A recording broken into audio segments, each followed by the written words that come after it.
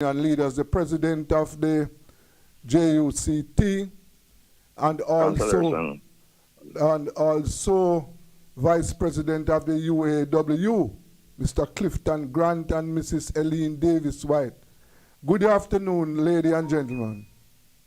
Good afternoon, Belgium, and good afternoon to your listeners. Yes. Now, you both were at the table with the government. You negotiated wage increases for public servants. And I recall that during our discussion, I can recall clearly that Mrs. White, pointed out that some hefty increases were coming for, the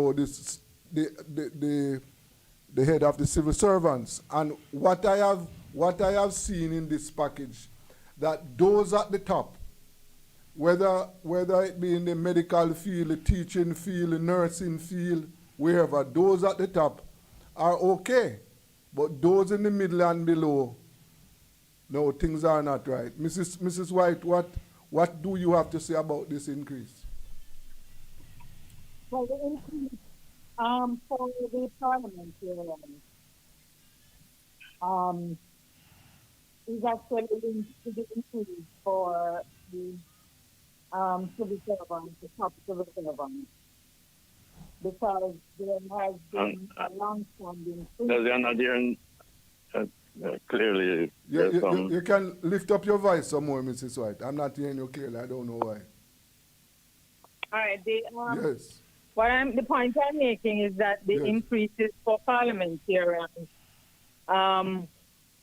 over the last several years has always been, well, not just increases, the pay for parliamentarians has been linked to the pay for senior civil servants, particularly the pay of a permanent secretary. There has been a principle that has been applied over the last several years, whereby the cabinet minister gets $52 a year more than what the permanent secretary gets. Right. And all other parliamentarians are linked to the cabinet minister, whether getting percentages more than the cabinet minister or percentages less than the cabinet minister based on the particular positions that they hold. So once we had increases for senior civil servants at the level that they were, I think most of us in the movement who know of this linkage would expect that at some point in time, the government would be putting forward that the salaries for parliamentarians should be adjusted accordingly. I use the term adjusted because what is out there now is about increases in pay, various percentage increases. But I think I have on this program already pointed out that the rates of pay that we are speaking about are not negotiated percentages as such. They have come about as a result of a survey that was done of similar positions in the private sector. And coming out of that survey, the information was presented as to how the public sector links up vis-a-vis the private sector. And so what would have come from the consultant, Ernst & Young, were actual rates that would be recommended based on the survey that was conducted. So one did not go out and negotiate percentage increases. These rates of pay came out of an empirical study that was done by Ernst & Young looking at salaries in the private sector. And based on the understanding between the government of Jamaica and the union that everything should be done to try and align the public sector to the private sector in some way, shape, or form, the decision was taken by the government that they were going to be paying public servants at the second quartile or at the middle of the market, so to speak, vis-a-vis the salaries in the private sector. So this issue of pay to parliamentarians is usually very emotive because I would say probably a majority of persons in Jamaica don't hold much respect for our parliamentarians, and many of us as Jamaicans believe that really parliamentarians don't deserve anything.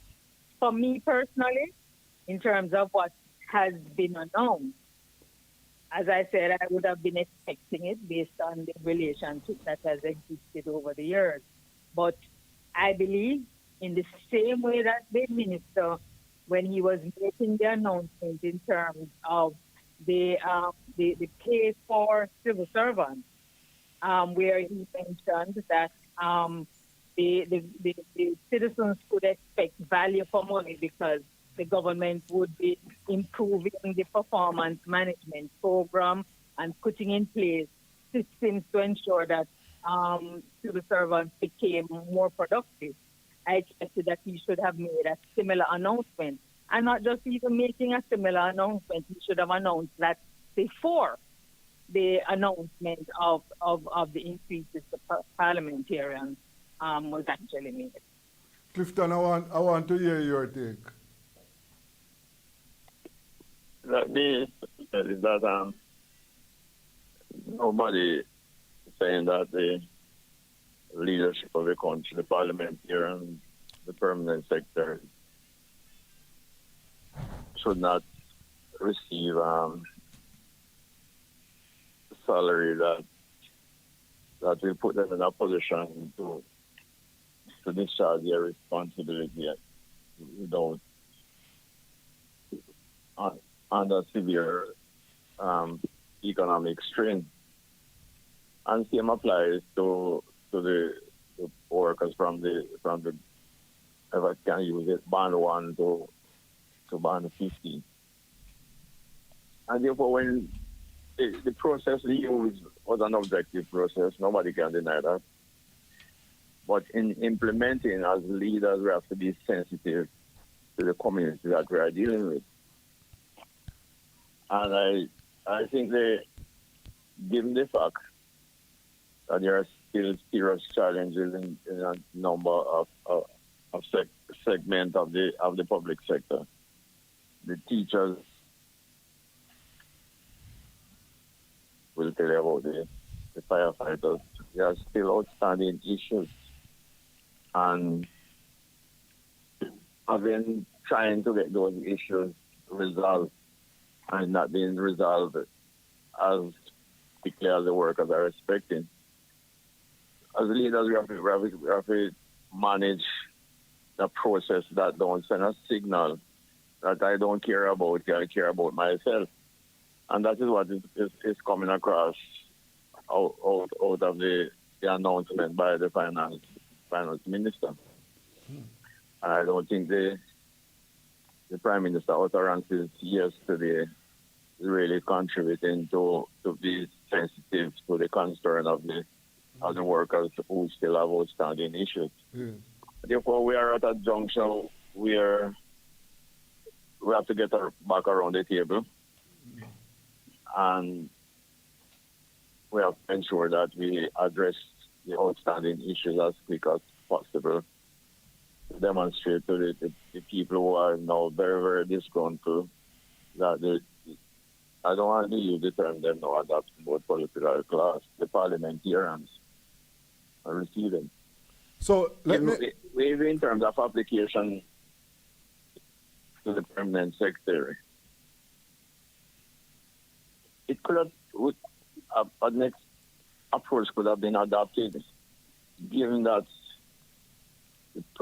most of the persons below the permanent secretary in the various ministries, not realizing anything close to that level of adjustment.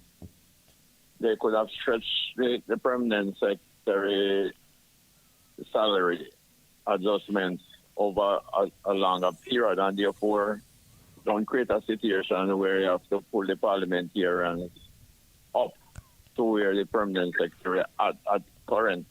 If they drop it at a lower level, it will probably have come across a little more milder. But But So, as Ellie said, what in place now is a question of once you set permanent secretaries, everybody below that, in terms of the ministers and the parliamentarians, are going to be pulled up because there's a structure in place as to how those increases should apply. But in all of this, it requires that leaders need to be sensitive to the community that they are no, dealing with. let me ask both of you a question. Now, are you saying that the increases announced by the politicians for themselves, it is fair and justified? I don't want to say fair and justified. I'm saying here there's a system put in place to address public sector wage, and there's also a system in place for decades now as to once the permanent secretary salary move, you have to move the ministers and the others in that line. Uh-huh. So I don't want to get into whether it's fair or not. Is whether or not what we are doing it is palatable to the population in terms of how we implement it. Mrs. White, what do you say? Is it fair and justified? Unfortunately, I'm not hearing you. I'm not hearing you. are you hearing me now? Yes. What did you say? No, what I'm saying is I'm not hearing what is happening. But in terms of whether it's fair and just, what I would say is that there is a basis for the amount that has been announced, and the basis is the link that has been established between the permanent secretary and the cabinet minister. If we are deciding that there should be no link between the permanent secretary and the cabinet minister, then that is a decision that would have to be made. But what I can say is that in the setting mechanism, there are various things that are taken into account to determine how a particular job should be rewarded. And certainly from the point of view of the permanent secretary, that would be based on the responsibility of the job, both in terms of persons under their command to speak and the budget that they have to manage. All of these are things that would be taken into account to determine Yes. amount. Let me read something to you. In Jamaican dollars, right? The Trinidadian Prime Minister's salary annually is 13.1 million. The Bahamian Prime Minister is 13.3, right? The Minister of Finance is 9 million in Barbados, in Trinidad, 10 million in Bahamas. Now, those two countries, their economies are better, doing better than Jamaica. Now, Company Jamaica, we elect these politicians, they are the managers of Company Jamaica. Company Jamaica is in the red. So, how can they be rewarding themselves such hefty increases when the vast majority of the Jamaican workers are suffering? Out of this negotiation that you people negotiated, the vast majority of those the workers, I am sure that they are finding it very difficult because of the cost of living. The minimum wage is $13,000.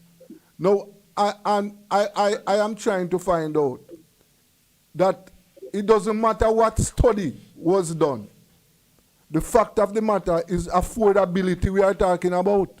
How can the leaders be paying themselves so handsomely when those who they are leading are suffering? I can't. And this one, yes.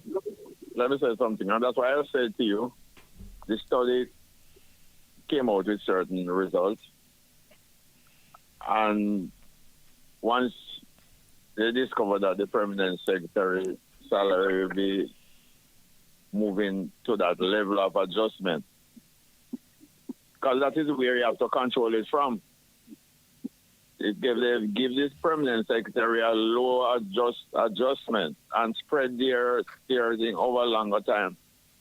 Then the parliamentarians wouldn't be receiving what they are receiving because it will be pegged to where the permanent secretary starts. No, but the But parliament. they start the permanent secretary and just apply the principle without recognizing what you just said, that we have to be sensitive within the community that we operate. But the politicians could take it upon themselves. They are the leaders, They could take it upon themselves, and say, okay, well, yes, the permanent secretary salary moves to A, and normally we are supposed to get A, but we are taking B. Yeah, and I agree with you on that. That's the point Eileen made earlier. That probably a delinking, given the magnitude of the adjustment, probably would have a next approach to adopt. Yes. And let me ask another question. Look at the situation. You have, I'm sure that there are workers whose salary packages there are several instances, there are several items which are still outstanding out of this compensation review, which remain unsettled. And don't you not think? Only the issue is outstanding, and that's why I keep saying, as leaders, we have to be sensitive, because at the same time, the whole question of the performance increment and seniority allowance that had been frozen for 3 years is still out there, and the workers are expecting it to be addressed in their favor. Yes. There's an item that was removed unilaterally. That's the increment. Yes, the increment. Yeah. Mrs. White, that has been settled yet? No, we did discussions and we have to continue on the 31st evening. Yes. And I recall that the government was supposed to have met back with the unions. That was in last month to settle some outstanding issues. Has that been done? We had one meeting, as I said, and we had a follow-up meeting that was for, I think, 2 weeks ago, but it fell through, and the next date is for the 31st of May. So on the 31st of May, we continue those discussions. The 31st of this month? Yes. Okay. So, The agreement, the understanding is all of these issues should be cleared by the end of June. That is the timeline we are working with. Just remind our audience some of the issues which are still unsettled, please. Removal of increments, the removal of duty allowance, the issues having to do with how persons converted, and I think you see as well the new rate of mileage being made retroactive the 1st of April 2022. The new rates of what? New rates of what? Mileage. Oh, mileage. Yes. And the other one of the issue that I recall that emerged was, for example, some allowances were removed and added to salaries. So you had some non-taxable allowances that public sector workers used to get. Those were removed. Those were not under discussion. Yeah. Those because are not, the unions have no philosophical objection to that. Because what it does is allow public sector workers to get higher pensions. And if they are being made redundant, the redundancy payment is higher because all of their their salary now includes amounts that would not normally have been taken into account. So we have no philosophical objection to the allowances being rolled in. But what we are saying is that the income tax threshold should be increased because having been increased to 1.5 million years ago with the effects of inflation, now that some of these allowances are now being made taxable because they are increased, we believe that the threshold needs to be increased. The Yes. Minister of Finance had indicated in his budget presentation that they were looking at it, but we do not have a firm commitment as yet from the government that the income tax control will be increased. Okay. So what it means is that some people who got increases find themselves paying more taxes. In other words, those allowances, and I understand what you are saying, the principle that the removal of those allowances or the inclusion of those allowances to salaries will make it better for them for their pensions, right? I understand that. And even if you have to negotiate loans at banks, because a lot of banks, when you see these allowances, they don't take them into account because they're saying that if you are not observed, you will not collect these allowances, etc. Yes. And so we believe that these allowances are included in pay. It will go to the benefit of the workers eventually. The major problem being that once it becomes part of salary, it becomes taxable, which is one of the reasons why when we were doing the conversions, we didn't do conversions on gross pay. We looked at net pay because we're saying if you have to compare it to net pay today is against the net pay yesterday to be able to know the true increase that the worker would have gotten. Because if you do it on net, it means that you'd have taken into account anything that would have been deducted as a result of the income tax. Okay. Mrs. White and Mr. Grant, I want you to hold it for me. We are going to take a break. Just hold it. We'll be back shortly. This is Rebel Radio, and we are talking about salary increases. Let us take a break.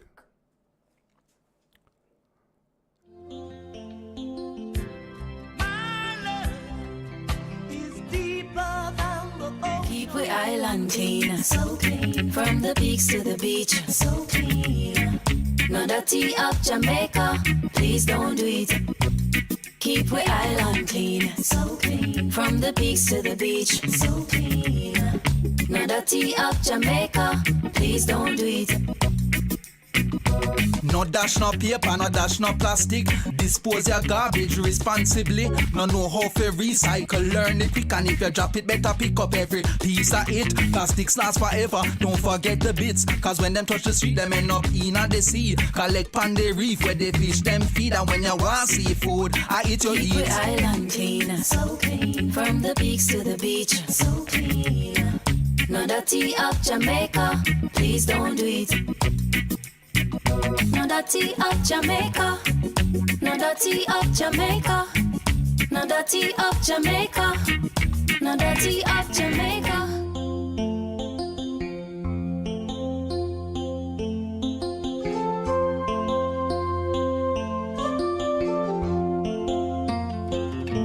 If the rebel in me can touch the rebel in you, and the rebel in you can touch the rebel in me, and the rebels we be is gonna set us free. Then it will bring out the rebel, bring out the rebel, bring out the rebel. Yes, welcome back to Rebel Radio. And, we are talking about the salaries to the political directorate. Now, Mrs. White and Mr. Grant, what is the mood of the workers?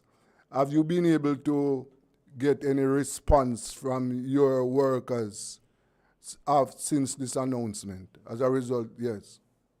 Yeah, Yeah, I can say that they are very upset. I just come back from a funeral and I met some workers. And the question asks, what are you people doing to deal with this issue? Yes. So the workers are very, very upset. And I think the leadership of the country need to be sensitive to what's going on in the ground. And when workers have concern, you can't be pushing up in their case and think that they are going to run away from you. When workers are upset, they are upset, you know. Yes. And no matter who you are, they are going to stand up to you. And I think we should not add more negative to the environment. I think we need to engage both in terms of the workers and the society at wide. Yes. Wide.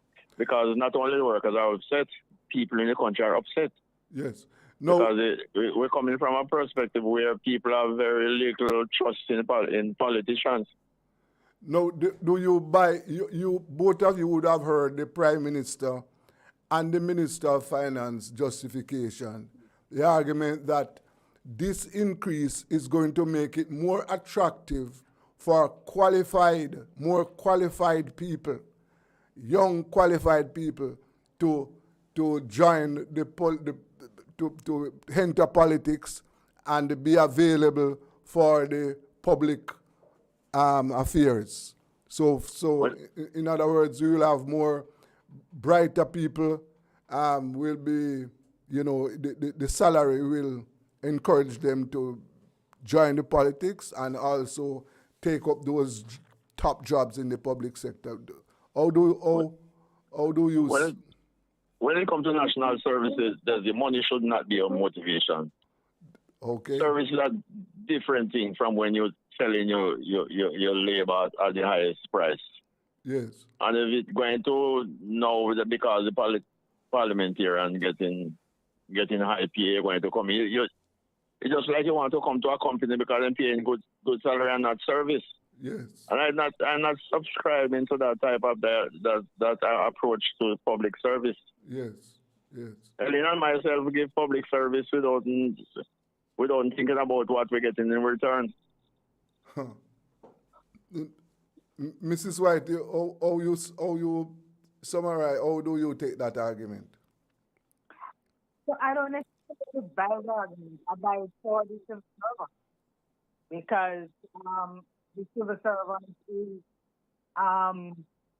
has joined civil service to carry out a job in exchange for pay. Parliamentarian goes into politics because he wants to serve, I would hope, the people of Jamaica. So it's a totally different orientation for the person who is going into a job and expects to be properly paid for the job is against a parliamentarian who goes in there to serve, so to speak. What I can say on behalf of the civil servants of this country, the government speaks a lot of what some people call the miracle, where they have moved from 100% wage bill to GDP. Debt to GDP, and they are now at 90 or 80% debt to GDP. But that has the backs of public sector workers. We took 10 years of a wage freeze when there was no such wage freeze in the private sector. And that is in that period that the private sector moved way ahead of the public sector. So the fact is that when you have persons who are properly qualified, experienced, and trained, if the public sector sends out recruiting, they are not going to be able to get at CEO level, the permanent secretary level, the person who normally want to apply for positions at CEO level because the pay is like to talk. And so we have said over the years, and this is why we entered into this agreement with the compensation review, is that you need to be able to pay your public servants well so that you can extract and retain the talent that you want in order to be able to couple miles away from it. Yes.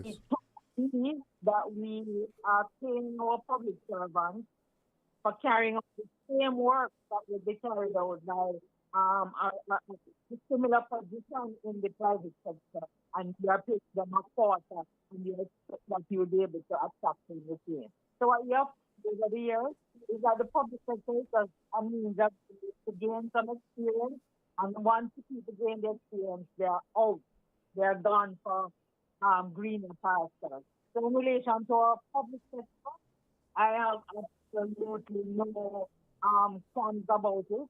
This work needed to be done because without it being done, we were talking about the comparisons with the rest of the Caribbean. Recognize that these rates that we're comparing with, if you were to look at them, if you were comparing the old rates, all of these places were ahead of Jamaica because that was what was happening. So a lot of public servants would be going to other countries of the Caribbean because they were paying better than the public sector in Jamaica. Now you would not find that as much because you are now on a different field as far as how we remunerate our public servants. No. The parliamentarian is a different settle of things. Yes. You know something I would like you to tell me, both of you. In this recent negotiating package, this package here, the workers at the bottom. Now, tell our audience what percentage did the workers at the bottom get?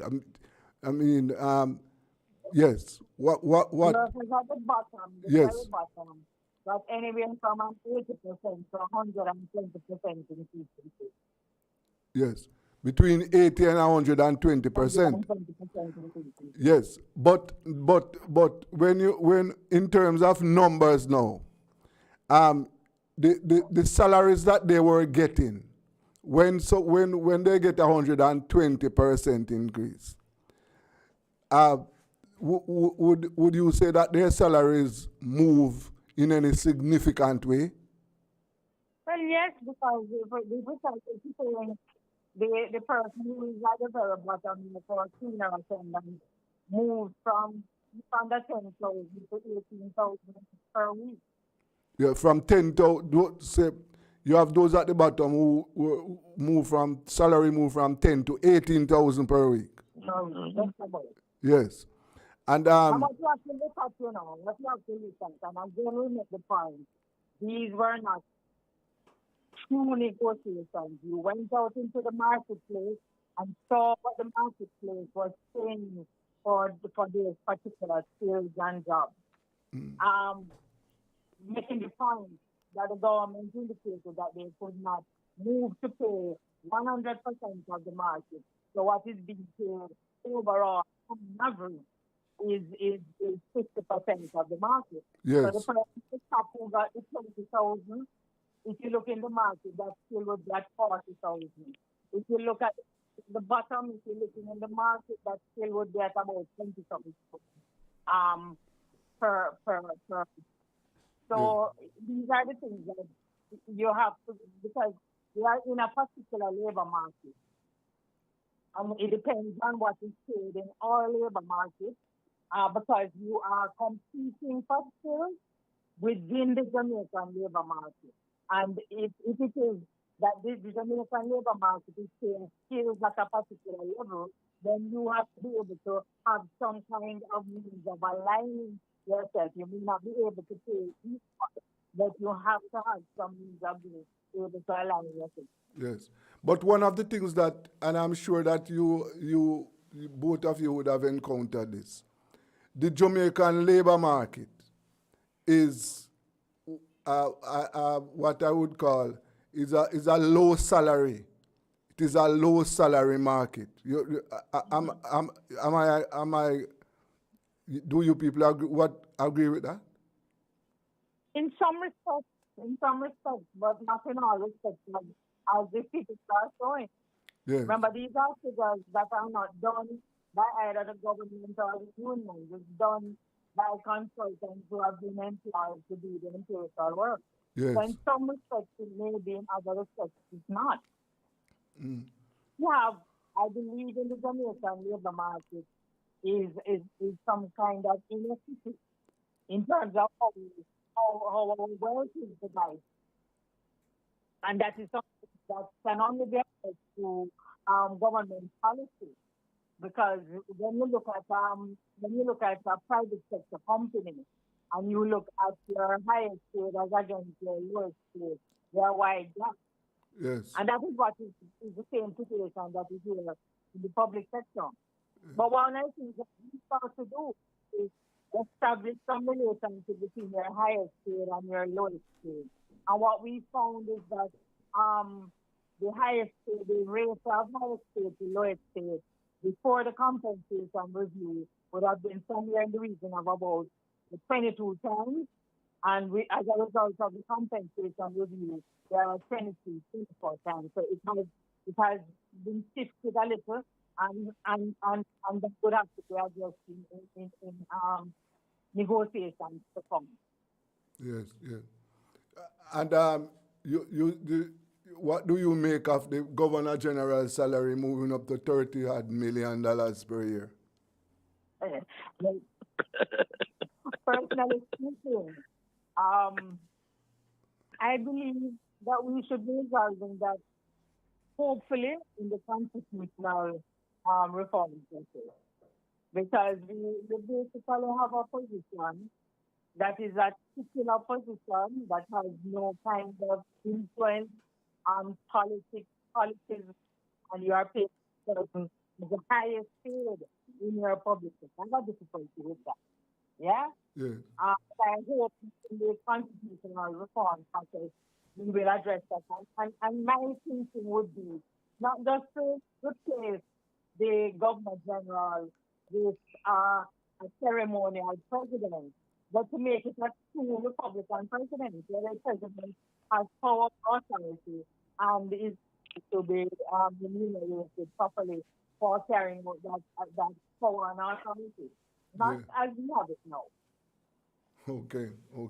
There's it. I think man, that dialogue that we need to have in this country is improving productivity, because if we don't create wealth, then we're not going to be able to compensate our labor force to the level that they are to. Well, So that's something that we are.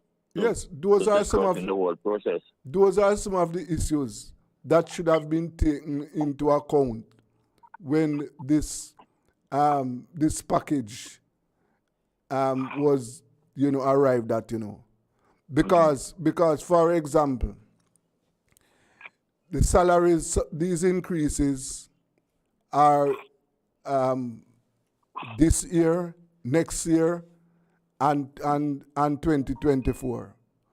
So what I see that these salary increases that we have based on the state of our economy and what we can expect from our economy. Because, for example, I don't expect any 3% growth in the economy next year. Mm-hmm. No, because what we are seeing now, the growth that we are seeing now is a restoration of where we were before COVID. Yeah.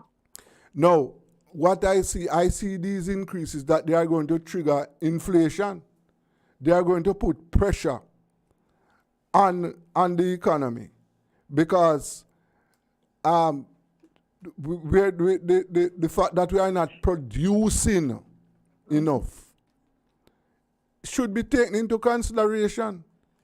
We just can't just the money that was earned from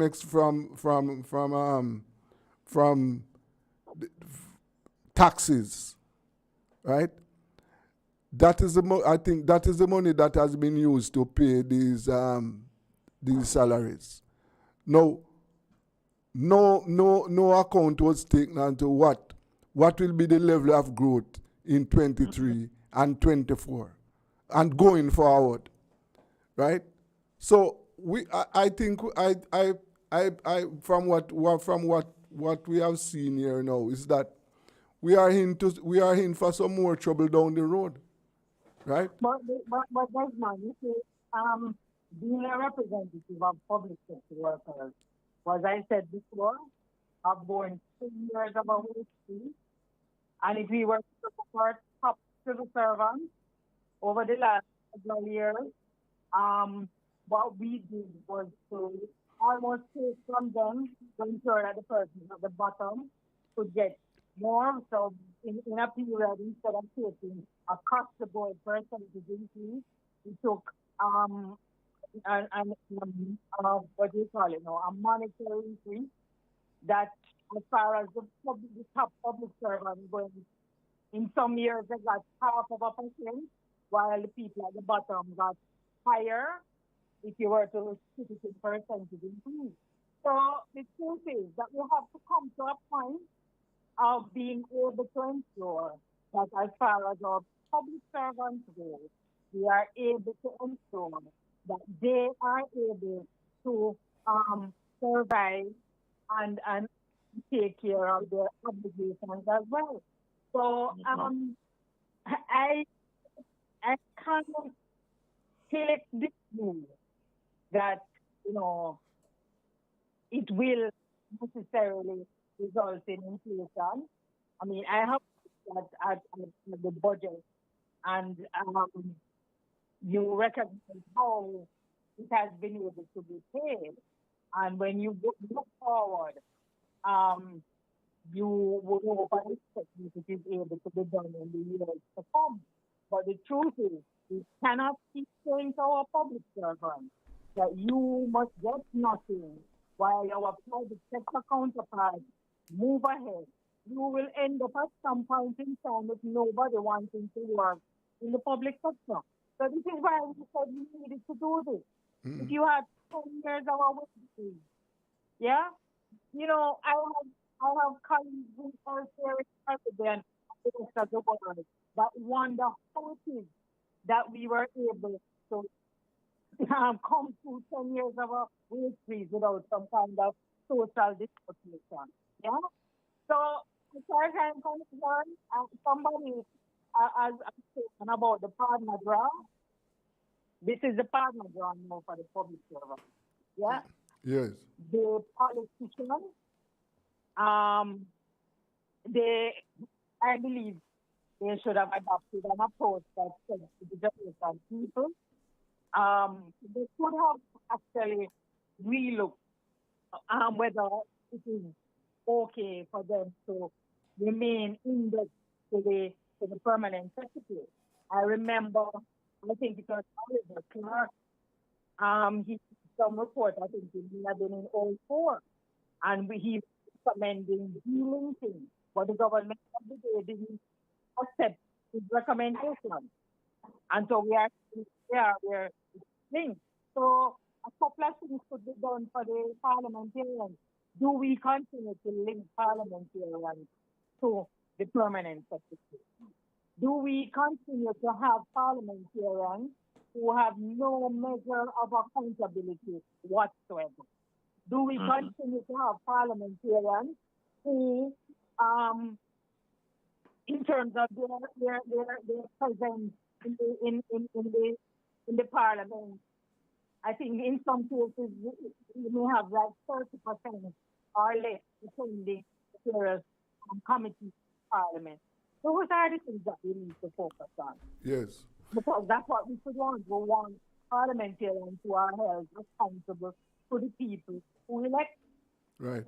And to both of you now, you raised it earlier, and let me just go back to it. We're talking about the Constitution. So what are the unions doing in order to get their members to participate in this constitutional debate that is now going on? In other words, I am sure that the unions will agree that the existing constitution is not our constitution. The Jamaican public didn't have any role to play when this constitution was drafted. Now that we are in a position what are the unions doing to ensure that their members participate and the unions themselves participate in getting Jamaicanizing our constitution? We have not taken a formal approach yet, and we have the board meeting, Ellen, and this is something that we need to put on the agenda. And we have an approach which assists in terms of getting the workers we represent, and why not just who we represent to get involved in the dialogue. Yes. I don't necessarily want to say that this is not our constitution. Is that the constitution outlived its time, and therefore we're living into a new era now, and we need to have a constitution that reflects that level. Yes. And I totally agree with Ellen's point that the civil servants from top to bottom are accountable. Only that I don't know, as a nation we have not all our politicians accountable. They end up in accused of doing things, and after 9 years we forgot about it, and then we put them the same back into the parliament without getting an explanation as to what was done, with how they explain it and justify what was done. Right. So I think this what's happening now brought a lot of issues on the table, and I'm hoping that it don't become a 9-day wonder, that we put on all the issues on the table and work them through, starting from the accountability, the productivity, and the whole question of discipline. Well, the unions can play a part to ensure that these things happen. For example, one of the committees that was established to review parliamentarian salaries, I remember, in the 90s, and one of the recommendations was that the public should have, or there should be a system to recall non-performing politicians. None of the recommendations, what I observed, that about 2 committees that were established to examine parliamentarian salaries, and the recommendations that were made, none of those recommendations, or most of them, have not been implemented. Most of them. So I agree to that. Is one of the questions of that our democracy is in danger. Yeah. When it come around to election, money determine who will go back into parliament. All those issues we have to deal with. Yes. Well, I tell you what, I want to thank both of you for your taking time out of your busy schedule to participate in this discussion this afternoon. And you're welcome. Yes, and thanks to you, and thanks to the listeners who listen us. And we're looking forward to continue the dialogue, because we're at a point in time where the entire society need to hold our leaders accountable to their stewardship. Okay.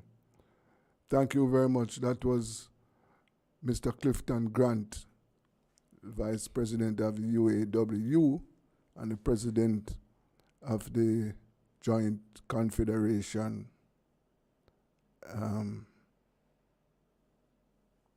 Mrs. Ellen Davis White. Thank you very much, and we sincerely hope that we can get the union's contribution in these matters. They are so important. Let us go for a break. Coming up next is our constitutional debate. Can touch a lover in you, and the lovers we be will bring sweet harmony. Then it will bring out the love, bring out the love, bring out all the love in me.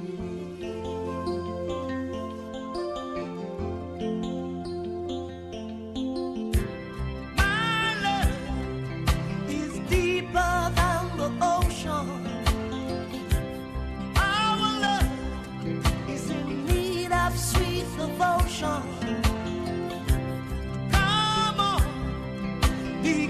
'cause you got the potion to bring out the love in me, and I will bring out the love in you. Let the love Tools Hardware and Supplies is having a massive civil servant sale in celebration of all civil servants. Store-wide discounts and specials on new arrivals and best-selling items for all your home renovations. Best quality items at the lowest prices island-wide. You will love the savings. Just show your ID and you're good to go. So come visit us at 279 Spanish Town Road, 4 South Camp Road, 8 Red Hills Road, Or online at toolsja.com. Tools. The Lion King of Hearts here.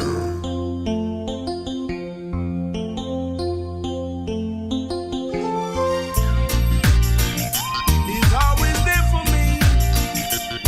Yeah, yeah. So no matter what the circumstances may be, no, God is always there for me. Yeah, through the sunshine or through the rain, through the pleasure or through the pain, God is always there for me. So I met this old man. He was so poor, didn't hold no bed, so we slept on the floor.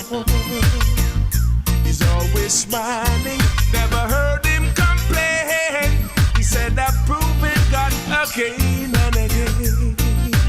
So no matter what the circumstances may be, God is always there for me. Yeah. Through the sunshine or through the rain, through the pleasure or through the pain, God is always there for me. No matter what the circumstances may be, yeah, God is always there for me. Yeah. Through the good times or through the bad, through the happy times or through the sad, God is always there for me. The landlord wears the rent, school fee due, partner drop bombs, and the youth them need you. Friends all ask me what I'm gonna do.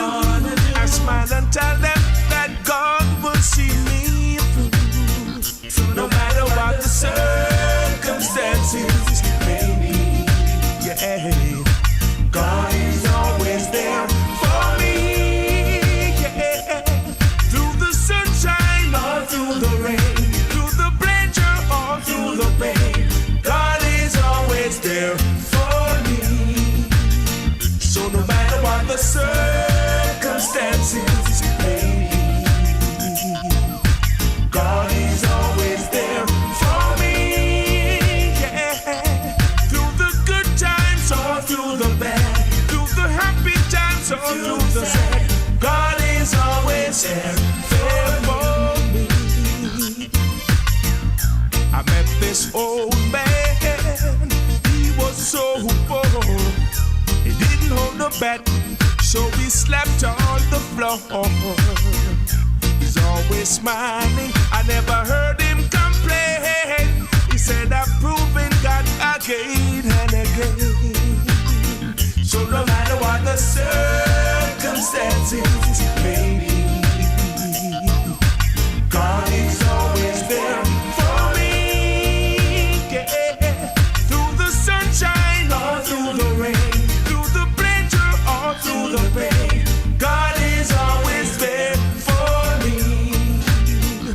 No matter what the circumstances may be, no, God is always there for me. Yeah. Through the good times or through the bad, through the happy times. Tools Hardware and Supplies is having a massive civil servant sale in celebration of all civil servants. Store-wide discounts and specials on new arrivals and best-selling items for all your home renovations. Best quality items at the lowest prices island-wide. You will love the savings. Just show your ID and you're good to go. So come visit us at 279 Spanish Town Road, 4 South Camp Road, 8 Red Hills Road, or online at toolsja.com. Tools! The Lion King of Hardware.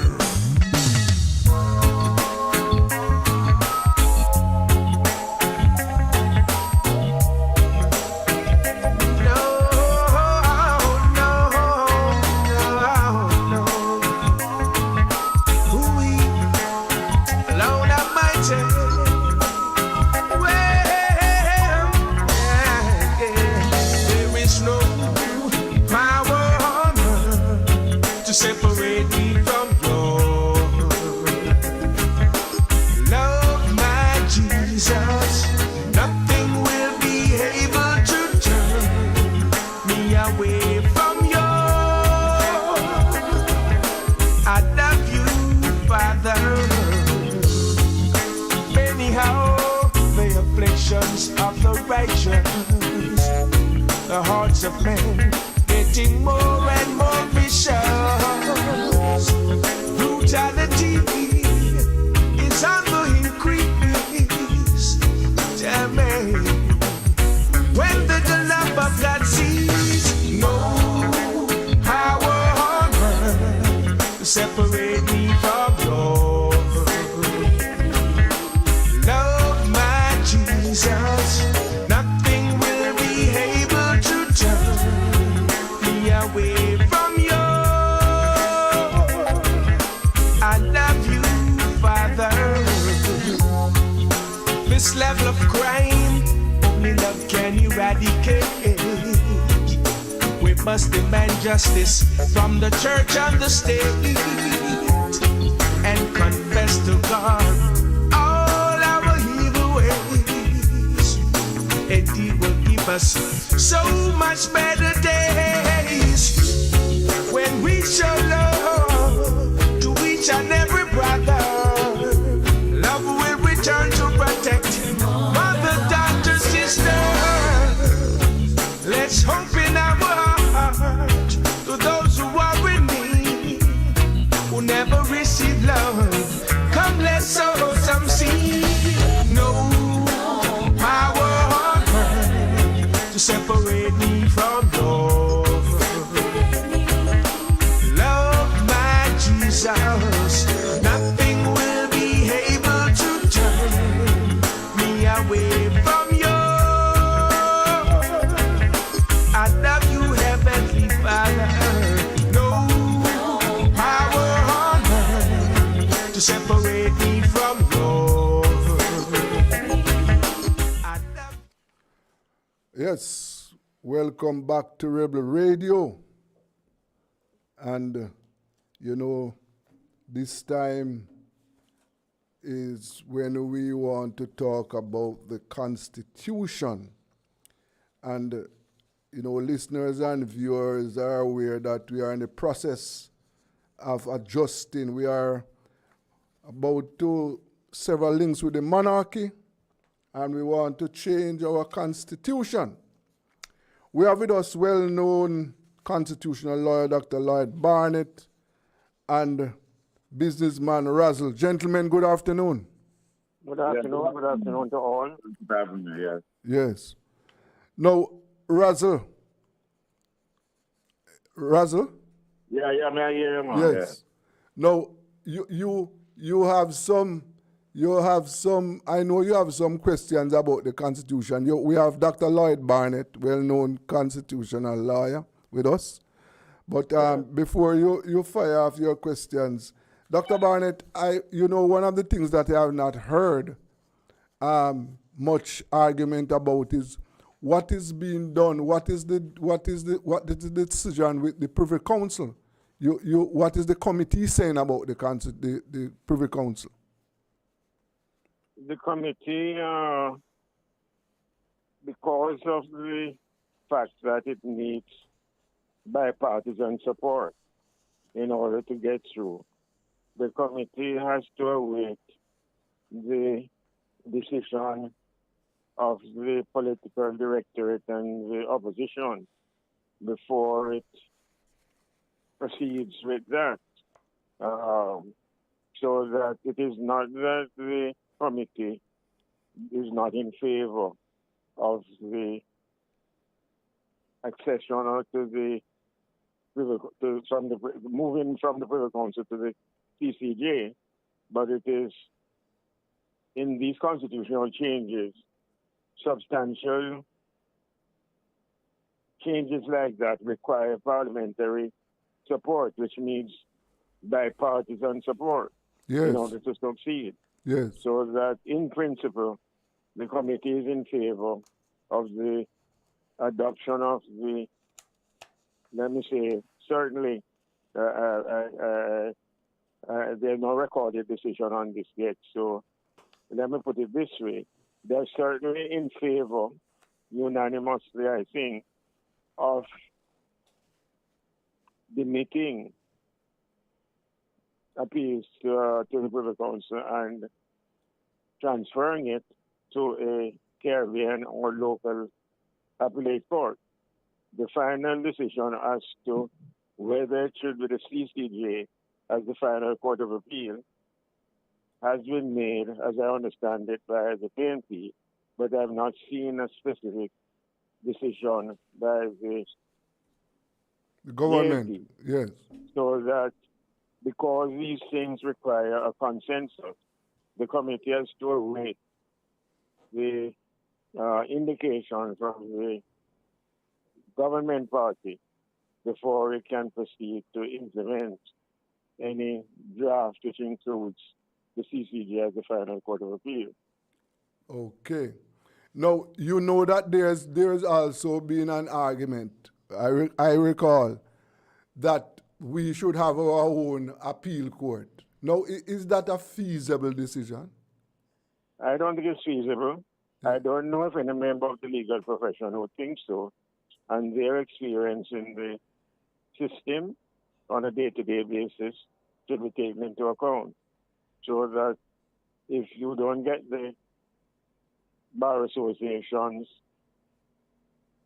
which practice law before the courts to make that recommendation, then I think it would be a little unreasonable, if not irrational, to take a step which is not recommended by those people who are most familiar with the system. Yes, right. And Dr. Barnett, another question. When you look at our existing constitution, there is something about our Commonwealth citizen. Now, should we retain that, or should change? I think the committee has circulated minutes which include a decision that the special position given the Commonwealth citizen should be either removed or eliminated or modified. Yes. Because, for instance, in the present constitution, a Commonwealth citizen can become a member of our parliament. Yes. And, this doesn't exist in all parliaments of all Commonwealth countries. But the Commonwealth countries are of different types. And there are some added from time to time that don't necessarily have the same cultural or, ethical, moral standards or rules that we would follow. Yes. So that to just give automatic entitlement to any person who is a Commonwealth citizen is not a very careful approach to take. Right. So that the committee is of the view that we should not persist with this general description of Commonwealth citizens as having the same status as a Jamaican citizen. Okay. Russell, Before I ask any more questions, Russell, you have questions. You have. Let me hear you on what are your views on the Constitution, Russell? Well, you know, the referendum what them do to get independence 1962, right? And right now, we don't feel like to change to a republic. Jamaica not ready for that yet. Why? Because we don't have certain things in place, you know, and we don't feel like we can move certain way by ourselves. Right now, you know, see it? And there is a Republican country then that exists in the Commonwealth, you know, how them operate, or some of what is the downfall of some of them, like all 80, you know? But Haiti is not in the Commonwealth. No, it's a republic. Yeah, but what do you mean by a republic? So it's a country that can operate on its own without dealing with the Commonwealth or having a republic is a country that has a head of state who is an ordinary citizen, not a monarch or a person who comes from some hereditary line. You know, so that when you say republic, you have to remember there are different types of republics, just as you have different types of monarchies. So that Jamaica is a monarchical state because we have the king as our head of state. Trinidad is a republican state because it abolished the monarchical form long ago. And so Trinidad has a parliamentary system like Jamaica, but it is republican. And so is Guyana and so Barbados recently. Yeah, but Russell, I would like to know why do you say we are not ready to go republic? What do you mean? What I don't understand. Why you say that? Why do you say that? Russell? Hello? Hello? Look as if I've lost my guest. Let me try and bring them back. I don't know what is the... You will also be given a file number for your tip. Next, track the progress of your tip by calling our tip line at 311 and quoting. Don't know what has happened, but let me try and get back my guest online. You know, we are talking about the Constitution. And we are talking to Dr. Barnett and businessman Russell. I don't know why I lost them a while ago. Hello? Yes, I don't know why I lost. Yes, I just got nothing was happening. I don't know what was the last thing you heard me say. All right, hold a moment. Just hold a moment. Let me try and get back the other guest. Just please hold for me.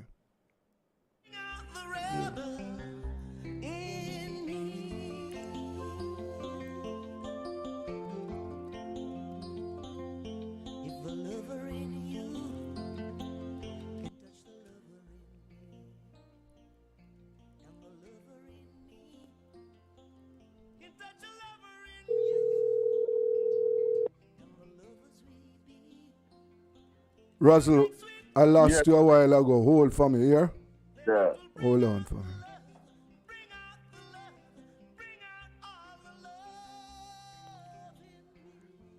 Yes, Dr. Barnett, you are there? Yes, I don't know what last you heard me saying. Okay, Russell, you are there? Yeah, man. Yeah. Yeah. Okay, just hold it for me. But I was responding to the... Hold it, Dr. Barnett. Yes. Suggested. Hold it, Dr. Barnett. Hold it. Yes, we are back with our guest. Yes, yes. Dr. Barnett. I was responding to the remark which suggested that we should remain as a monarchy, and I'm saying that I am very opposed And I feel uncomfortable to a situation in which King Charles III of England is my king. And so I cannot support a view that it doesn't make any difference or it is not important to abolish the monarchical form. So that is my first position, that as a Jamaican national, I don't want to be bowing to the throne of England. Right. Yeah. You know? Yes, Russell, what is your take on? I was trying to. Well, we just want hear the positive part of it, but we just want to hear the two sides. Yes. No, what I wanted to know was you said we are not ready to be a republic, and I'm trying to find out why you say that. Why you think we... You know, so we not get... You know, I mean, I feel the energy that we got from 1962, as I say. We get independent. What a difference, you know? The difference is that we are subject to a foreign monarch, and it should have been done from 62. I agree, but that doesn't mean we mustn't change it. We mustn't live all our lives under the same system on the basis that since we were like that, otherwise slavery would not be resisted. Since it is like this, don't change. I'm saying it is an undesirable situation, so we must change it as soon as possible. It should have been changed 62 years ago. All right, Yes. Yeah, yes. But what the do's and the don'ts will we going forward as a republic, you know? Well, we can go forward with the republic without any substantial change in our constitutional system. Yeah. Because it is the former head of state and the title of King of England that we would be disposing of. But that doesn't mean that we would change the essentials of our constitutional system. That is a different question. So we would retain our constitutional system with a parliament and with a judicial system, which is independent of the executive and the parliament, so that those essential features would be retained. But we would no longer be saying Her Majesty or His Majesty is the head of Jamaica's government. Yes.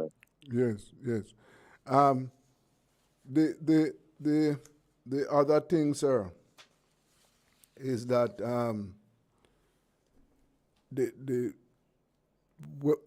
for example, one of the things we observe is that in this recent compensation, the Governor General's salary moved up to $34 million per month. And I know that in this year's budget, it is costing taxpayers over $400 million to maintain King's House.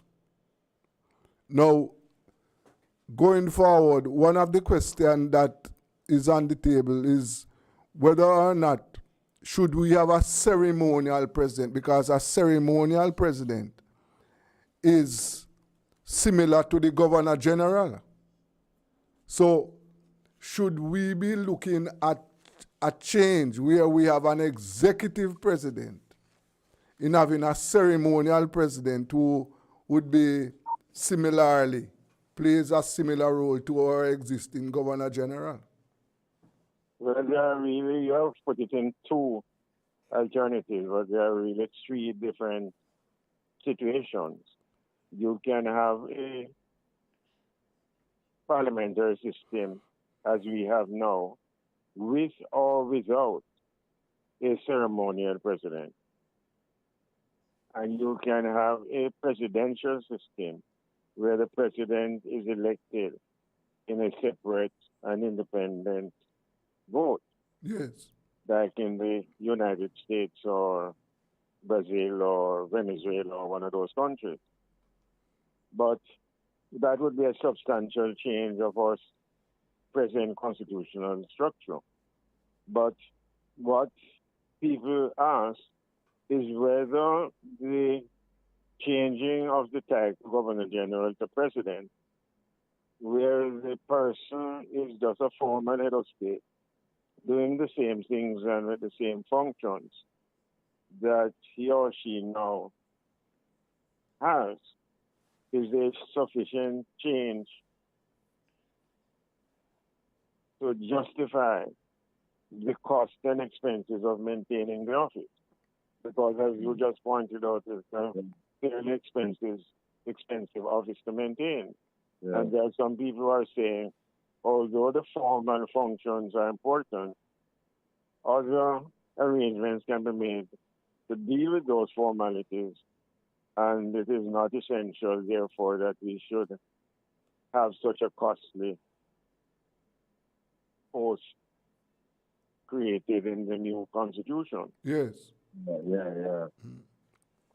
Well, that is one of the things that I said people are talking about that, and Yes. and I've been asked that more than once. yes, And so it is very much in the people's mind, particularly because of the new increases in salary. yes, and going forward, I don't think we should retain what we have now. We should make some change. That is my personal view. I don't know. Russell, I mean, the people, we have to discuss it because the argument in favor of retaining such a position is that you want somebody to represent Jamaica who is not politically aligned. But the number of times that requirement is necessary has to be assessed, and as to whether that alone justifies the creation and maintenance of a separate post. yes, I mean, there are many countries with parliamentary or republican system in which there is really no separate ceremonial head, like in the United States, where the head of state essentially is the president, who is elected and is an executive president carrying out day-to-day duties, right, rather than just the former head of state. yes, So that is a question which I think the Jamaican people need to examine, and certainly something that the Constitutional Commission and then the Parliament will have to decide on. yes. Russell, what do you think about it? What is your take? I don't know how long this process will take, because there's so much things, with a life after Tabanet. I don't know how long it feel like this process would have taken. Right. I can't give you a time because there are several stages. There's the public consultation and the discussions by the committee, which is examining the various options. And that committee now has to make recommendations, maybe draft the new constitution. And then the cabinet, I suppose, will have to approve it so that they can present it to Parliament. Because some of the changes which we have discussed, like having a Jamaican instrument rather than an English instrument, having removing the monarchy so that Charles is no longer our king, those changes require a referendum. So that a submission has to be made to Parliament, then when Parliament approves, it has to be sent to the people to approve. So that it is not a quick thing that can be done overnight.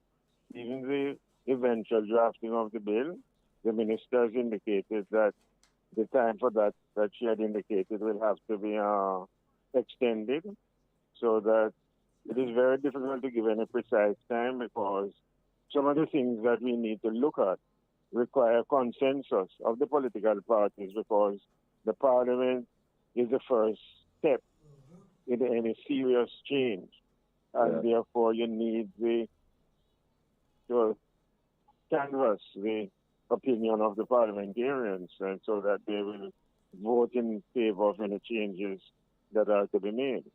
Mm-hmm. Yes, I can see that. And, yes. But Russell, I'm asking you, so you think we should have, going forward, we should retain the office of the Governor General? No, I mean, I don't say that,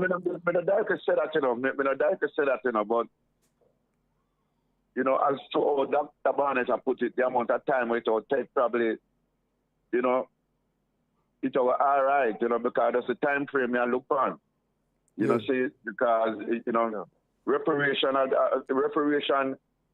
is still our hands, see me pertaining to, Well, this won't affect the submissions and the efforts being made to deal with the reparation question.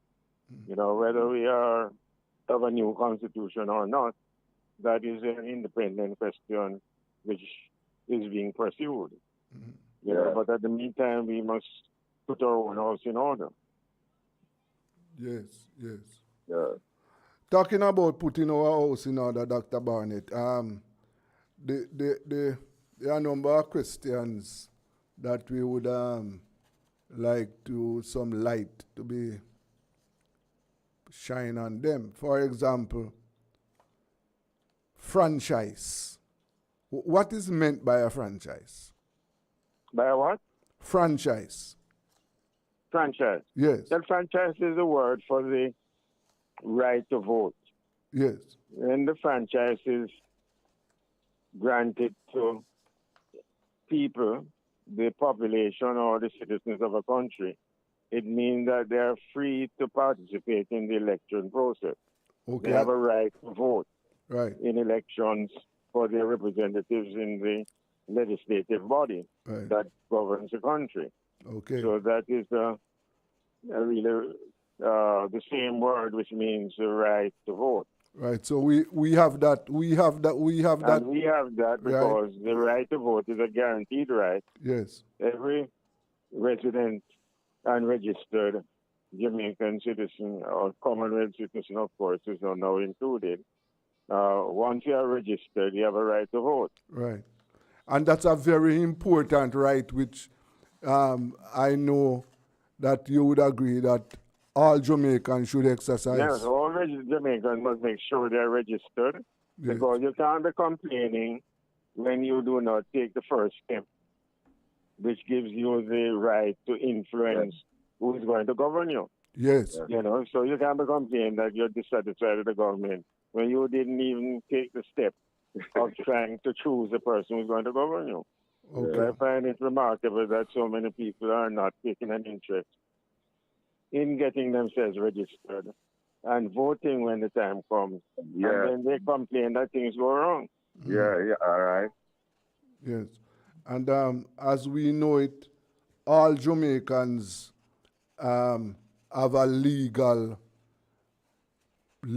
protected franchise. We are aware. Yes, it is a fundamental right. Yes. And people value it. People have died for it. Yes, of course. Our ancestors fought for this, and then we are ignoring it. It's sad. I mean, on the 738% voted last time. Yes. And going forward, it is going to be very important for us to exercise our vote because even if we all agree and say that the referendum is going to have a positive vote anyhow, you can't just sit home and say it's going to have a positive vote because it might not happen. And you have a very important part in history to contribute. So you should be able to tell your children and your grandchildren that I was one of the persons who voted in favor of Jamaica becoming a republic and abandoning the monarchical form, which we have lived under for centuries. Okay, right. So, listeners and viewers, I would like you to take note of that you must get yourself prepared because we all have important decisions to make as it relates to changing our constitution. We will have to vote in a referendum coming up, so we must prepare ourselves. And We know that we are legally protected under the Constitution of the right to vote, and therefore we should exercise it, right? And we have one of the best electoral systems in the world. Yes. I mean, we have an electoral commission that we have confidence in. It has been administering the voting system with efficiency and fairness. So you don't have many complaints anymore about having it difficult to vote. I mean, look what happened in the United States. People have to be lining up for 5, 8 hours in order to vote. I mean, a country with, it says it's a rich country, and it treats its citizens that way. Yes. You know, and then when they vote, they find that their ballots are not being counted, and people are manipulating the system, and it is a whole set of confusion and, you know, rejection of democratic principles. Yeah. And so we have some things we can be proud of, and we must use it since we treasure it. Yes, of course, sir. And just explain for us. The franchise is protected by the Constitution, right, Dr. Barnett? Okay. That's right. Okay. It's one of the fundamental rights that we have. Yeah. And not many countries guarantee the right as fully as we do. So that's one plus in favor of Jamaica. All right. Yeah, them things I want to hear, man. Yeah. Yes. And the in a referendum, Dr. Barnett, what the same rules that applies? Yes, of course, you will have a question. A referendum is the submission of a specific question to the electorate to decide usually yes or no. So that, for instance, you could have a question, do you accept this new constitution? Or do you accept the removal of the monarchy and its replacement by a Republican form? Or just do you approve the new constitutional amendment? Yes. Which brings in a new constitution. And usually it's a yes or no answer. Yeah. Okay. All right.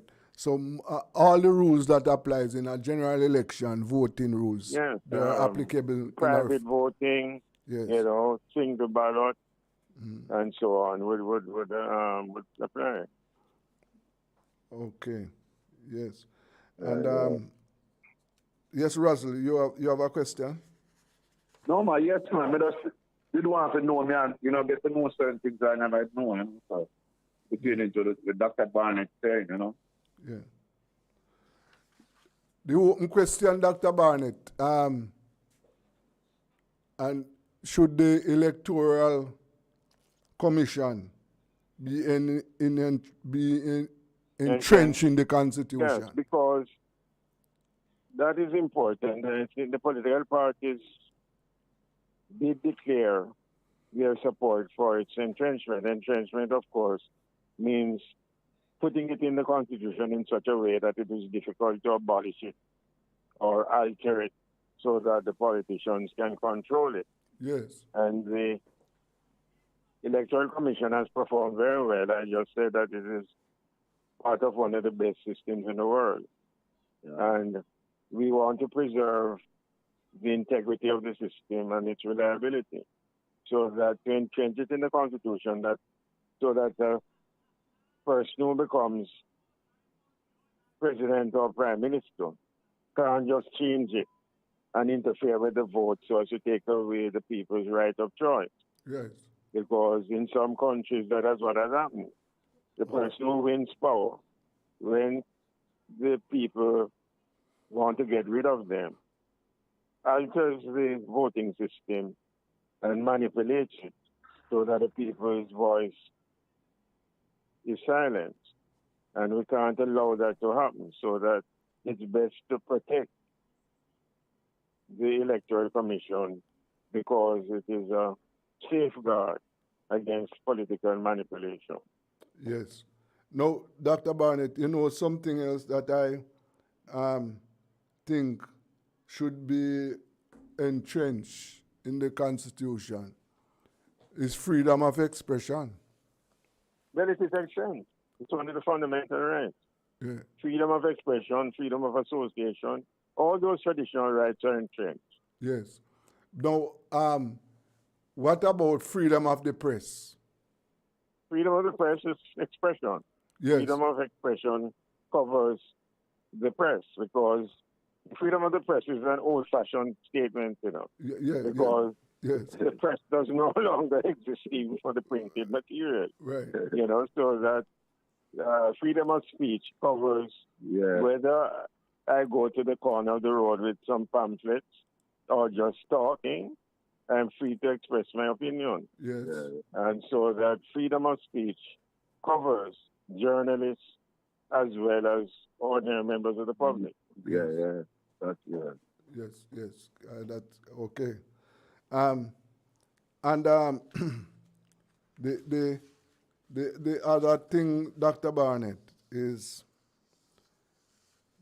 one of the questions that I hear frequently. We have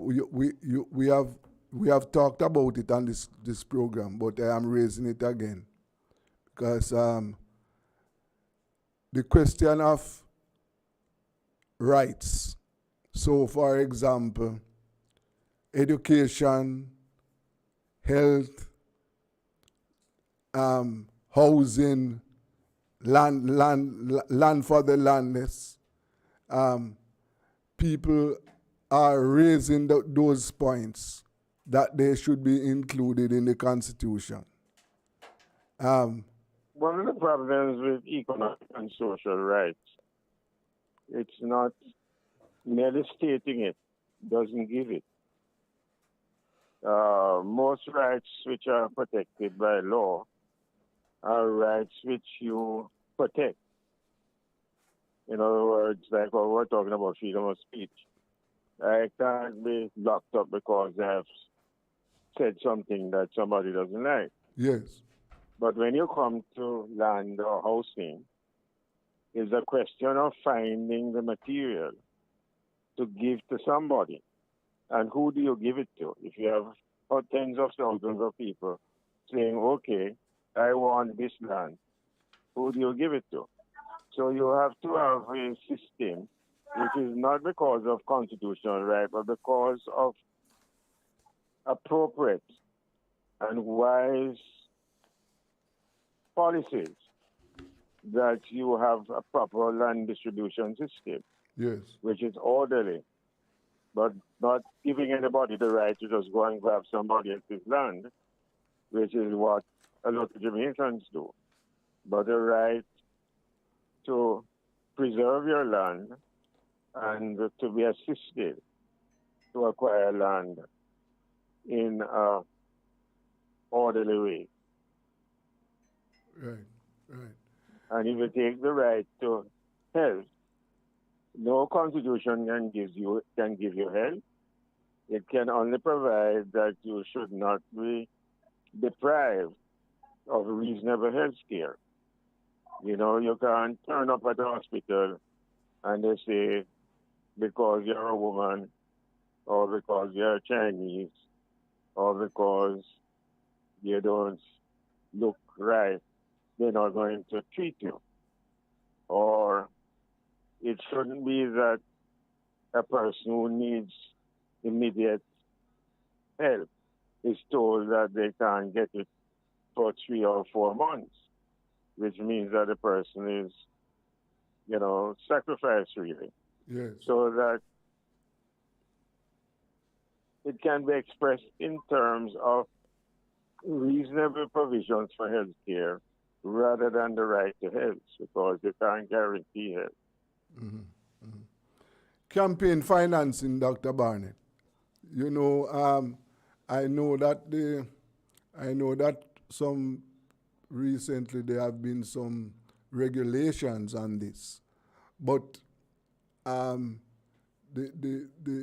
idea has emerged. It is not new that campaign financing should be done by the state, and it should be part of the Constitution. I know that view has been expressed, but the same people who say that they want good health care and good education is saying that the public funds must be used for that purpose. We have so much money which is limited, so you have to be careful how many things you expend it to. Yes. So if they're going to use our tax money to provide for people to run elections, and then everybody get up and say, oh, I want to be a candidate. How do you control it? So that it is one of those things which you have to be very careful about it. It sounds good on paper, but it's difficult to administer because there are no limitations in relation to who becomes entitled and to how much assistance. The other aspect of it is the control now to make sure that people are not getting money to run an election campaign in return for favors and promises that you will use whatever power influence you have to repay that person who paid part of your election expenses. Yes. And the way in which we have done it so far is to require a declaration of how much you have spent in your election campaign. I'm not satisfied with the way in which these declarations are made, how accurate they are, and the terms of the declaration.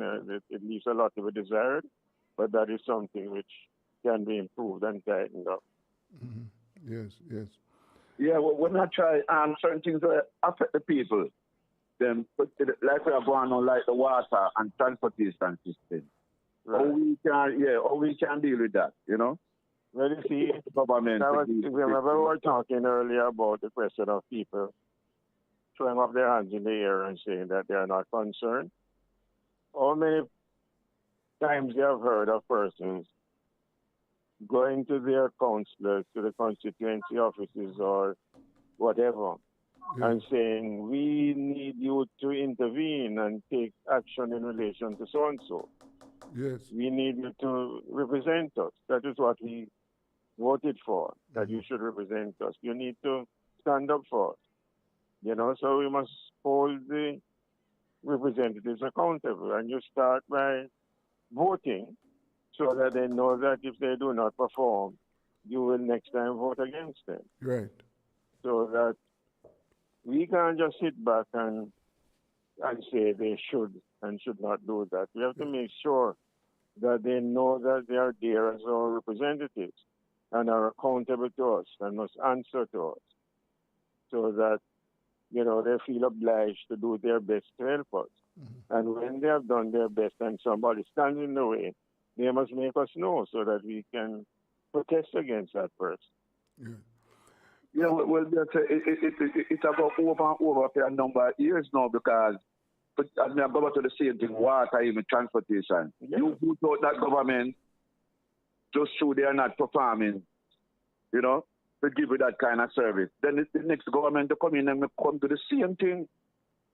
So how we can force them to, to stand up to where if they know that, you see, a lot of people keep voting for the same persons, although the same conditions exist. So they don't take it seriously. But once they know that you are going to vote against that particular person, once he or she knows that you require a certain standard of performance, and we have to accept that there are things that they won't be able to do, but they must show us that they made a good and genuine effort. So if you go to the MP and says, the road in my district is impassable, I can't even get to the hospital, and he doesn't say he has made any effort, don't show you what he has done, then you make it clear to him that you're going to campaign against him and you're not going to allow him to be elected again. And that is what matters, because he doesn't want to be thrown out. Yeah, I know that, but that it comes like it's just an individual, you know. No, we don't do it together. We are citizens, we are electors, we are voters. We must act together and say, you see, there are two problems we have. There are some people who are just partisan. I'm PNP or JLP, so I don't apply any judgment to what somebody does. Then there are some people who don't care. Or even if they care, they won't make their voices heard. So I think we need to be far more involved and proactive and let our representatives know what we think of them. Just talk an overall thing, you know, Dr. Bond. I just talk one constituency. I understand what you're saying. It affects everything you can. You know, say that the government provide water throughout the whole island, and the land of food and water. So what's happening? We need some more dams. We need dams. You know, so. But I mean, for instance, how many people have raised the question and pursued it that both the Hermitage Dam and the Mother Dam are silted up? As you have 2 weeks of drought, they're sort of telling you that the thing gone down and they have to start lockout. Yes. Because what it was designed to hold is not even holding half of that, because it has been silted up and the government has done nothing to provide the two governments, and when it comes to time, you have one set of people that blame the government in power now. Yeah. So what kind of changes can change that? You know? What can change that, you know? If they know they can't get away with it, you know, they will try. If they know they won't get away with it, they'll try, and the next one will know that they threw them out because of that. All about the country, you know? Yeah. It's on transportation and all about the country, right? Yeah. You know, so we can't show hands up in the air and say we can't do anything. We must make our voices heard. And it works. Yes. And the taximen chalked up a whole lot of tickets, right? Breaking the law. And when they protest, the government listen to them. Yes. Didn't the government listen to them? Give them extended time and all sort of facilities? Yes. Well, if on the road, if it was me, they want to get no extended time. Of course, because we keep quiet. Them do it a joke. Them do it a joke because they know them can go back to the government and get extended time when they see them on the road, a Palab and Daliana. Yeah. When you see it, I'm going with this on the road. My major concern is that people are not asserting themselves. They are not making the governing, the people who rule us, we are not letting them know what we feel about things. And that is a backward step. It wasn't the position 50 years ago. People used to be far more involved and far more vocal. Now they are just complaining and raising head. We laugh because the computer ears come in, everybody they come in computer, everybody has picked them down and finger, and, you know. Yeah. So my appeal is really that we are the ultimate sources of power, and we must utilize our resources and our power, combine together, citizens association clubs, and let the representatives know that we are holding them accountable. Yeah, something like that that's going on. Nothing else works in any country. And what you are saying there, Dr. Barnett, I believe that this is one of the requirements for a successful republic, a more active citizenry. In other words, citizens must take it upon themselves to be more active. Yeah. The more we lay back and give up, all right, they're going to be treated. Is The that more that we labor and give up. is that me I get to? Yes. You know, and that they don't want to hear from long time. I'm more active. Yes. Because if we don't, then you know, we won't be able to get what we want. All right. Right? We can just throw our hands in the air and, you know, allow the politicians to do what they like. We won't reach far with that at all. Yeah. Yes. Well, Dr. Barnett, I don't know what are your final comments for this week. My final comment is that, and this is what we have all been saying, and I hope those who are listening understand the point that we have been making, Yes. that we all have to become involved. And insofar as the coming constitutional reforms are concerned, you're not going to have a say unless you're registered. So make sure that when the next registration cycle come around, which is sometime in September or by September, that when the enumeration starts, make sure that you're enumerated, because you don't have a voice unless you have a vote. Yes, certainly. So that's our first step as citizens. Yes. And then we must make our voices heard, speak to other citizens and find out what they think and tell them what we think, so that we can act in unison for the benefit of Jamaica, our children, and our parents. Absolutely. Before you go, Dr. Barnett, you know something else that I would like to raise. I saw this question, you know, circulating.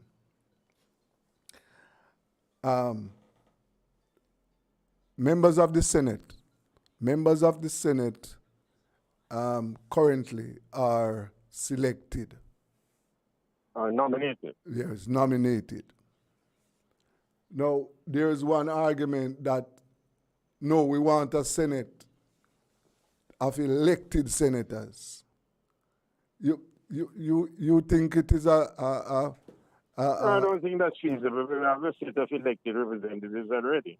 Yes. The Senate is a second chamber of nominated persons with limited powers, merely to review and, check. It's a check which sometimes is very useful, because something is passed in the House and they overlook something, and then the Senate can point out that they made a mistake, but they can't overrule the elected House. No. So it is a very useful revision chamber. It's not a controlling, governing chamber. So that you don't need to elect some persons who are merely exercising that limited revisionary role. Yes. So it helps to bring new perspectives to the table and give you a chance to look a second time at what has been presented. Yes. Russell, what do you think? You think we should have elected selected senators? Yeah, man, to keep the government on them toes, But if the same government people would be selected, so it wouldn't be keeping them on the toes. As you say, as a review of certain things, Yes. Yeah, but they don't have to be elected for that. That's what I'm saying. Yes. You just have two sets of elections of the same people. Yes, of course. It would be just a waste of money and time. All right. Yeah. Well, gentlemen, I want to thank you very much. Okay, and, all the best. I learn a lot, Yes. And we are playing our part to ensure that we keep people abreast of what is speak to happening. your friends and let them know that this program is on, and yes, let us keep the dialogue going and talk about these things. Right. Okay, all the best. Okay, thank you very much, gentlemen.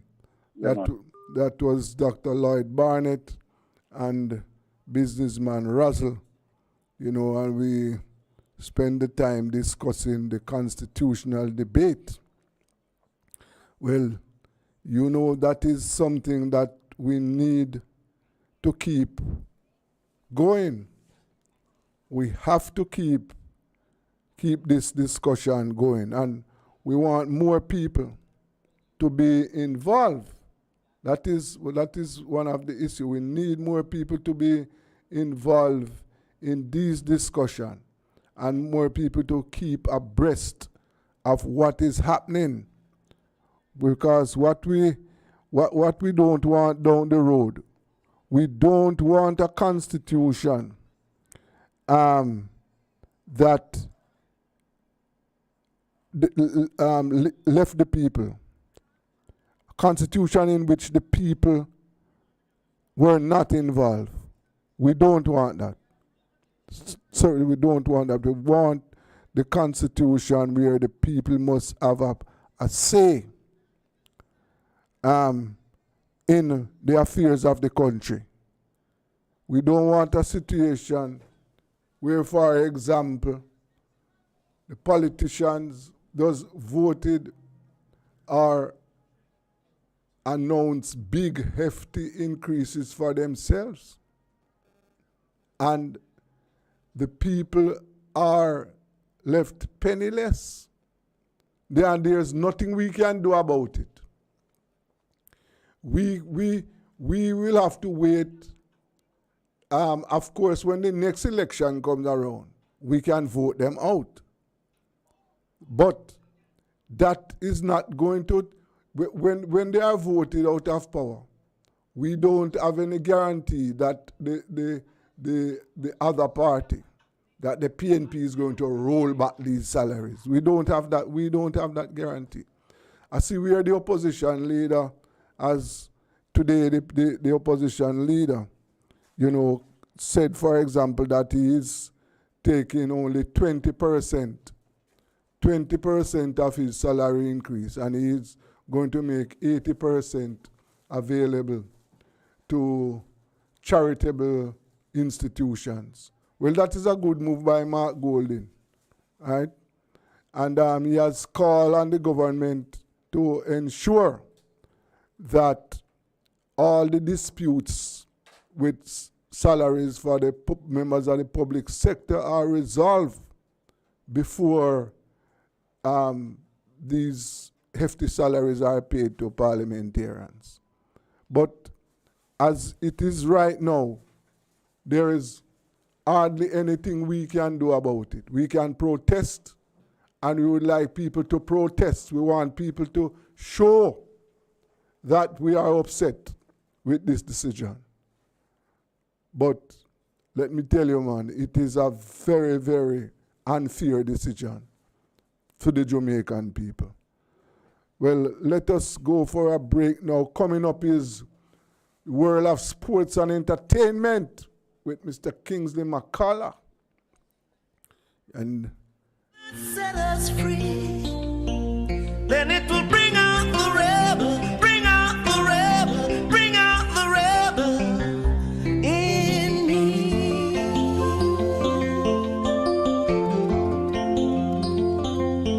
If the lover in you can touch the lover in me, and the lover in me can touch a lover in you, and the lovers we be will bring sweet harmony.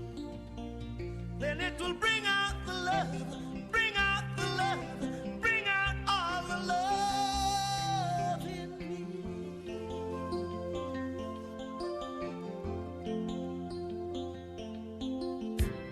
My love is deeper than the ocean.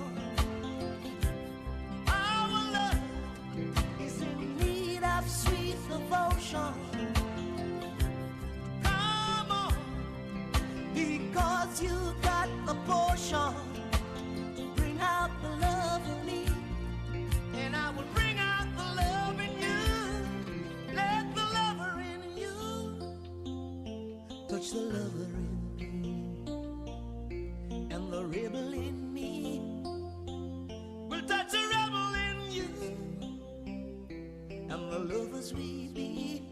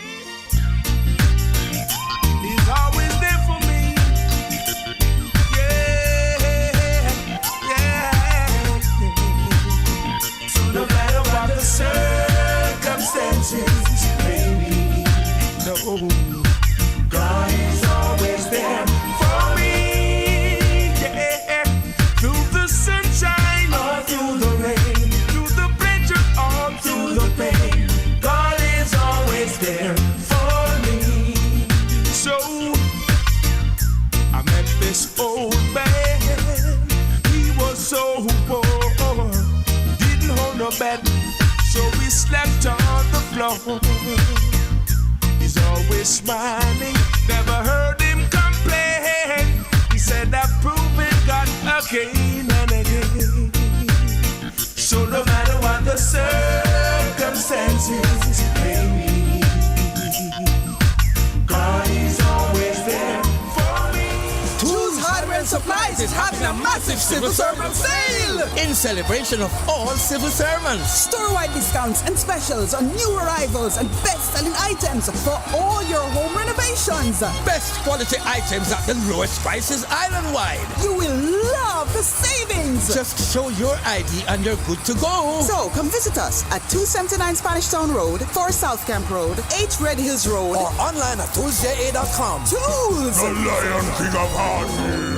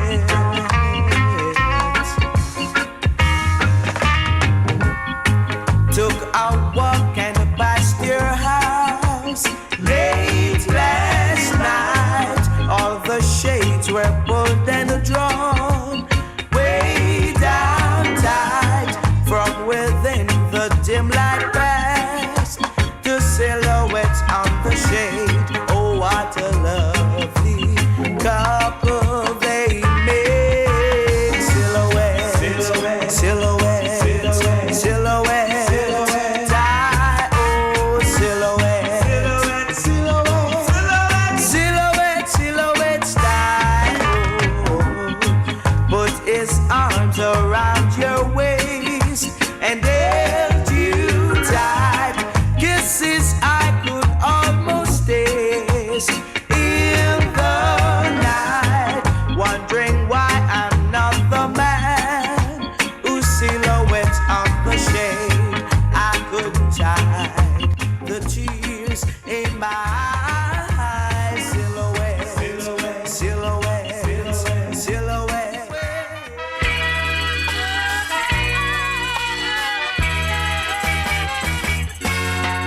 This is the land of my birth. I said this is the land of my birth. I said this is Jamaica, my Jamaica, the land of my birth. I will never leave her shores. I will never run away. I will always believe in the black, the green, the gold. I say, our nation great over the trials. We must face the test of time. 'Cause our people they are strong and we are going to get along. Though some people say we are poor, but the progress you make, my friend, is not always a rich you are. I said this is the land of my birth. I said this is the land of my birth.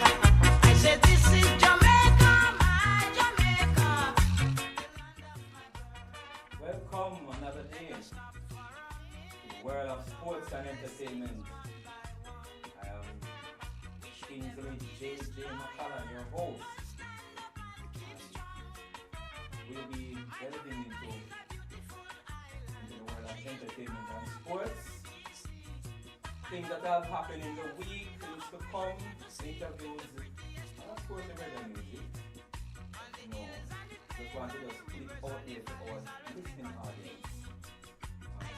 The projects, results, and the intrigue and everything that's happening in the entertainment and sporting world.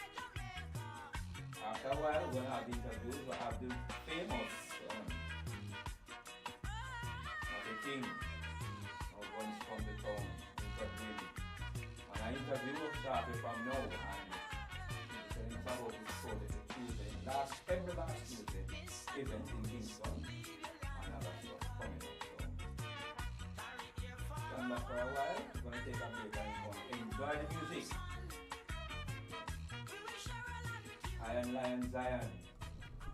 Ever wanted to share what you know about a crime? Sports and entertainment.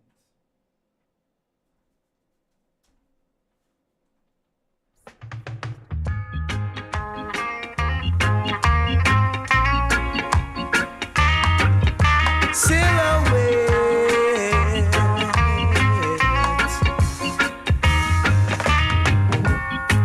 took a walk and past your house late last night. All the shades were pulled and drawn way down tight. From within the dim light past the silhouettes on the shade. Oh, what a lovely couple they made. Silhouette, silhouette, silhouette, silhouette, die, oh, silhouette, silhouette, silhouette, silhouette, die, oh. Put his arms around your waist and held you tight. Kisses I could almost taste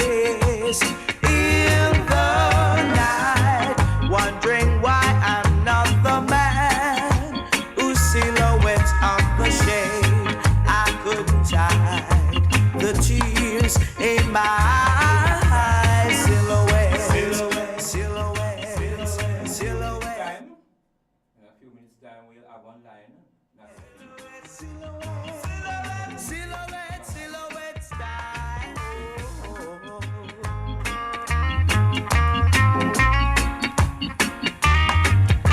It's true, oh yeah. Lost control and rang your bell. I was sore. Let me in or else I'll beat down your door. When two strangers who had been to silhouettes on the shade said to my shop, you're on the wrong guard. Silhouette, silhouette, silhouette, silhouette, silhouette, silhouette. Die, oh, silhouette, silhouette, silhouette, silhouette, silhouette, die, oh. Must come to your house with wings on my feet. Loved you like I've never loved you, my sweet. 'Cause that's you and I would be to silhouettes on the shades all of our days. To silhouette, silhouette, silhouette, silhouette, silhouette, die, oh, silhouette, silhouette, silhouette, silhouettes, yeah, yeah, die, oh. Silhouette.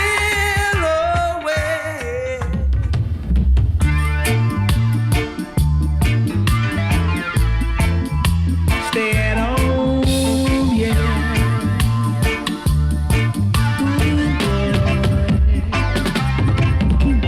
That little girl was born on the ghetto side of town. She knows every trick in the book and she certainly gets around. She's been with many men since she was only 10.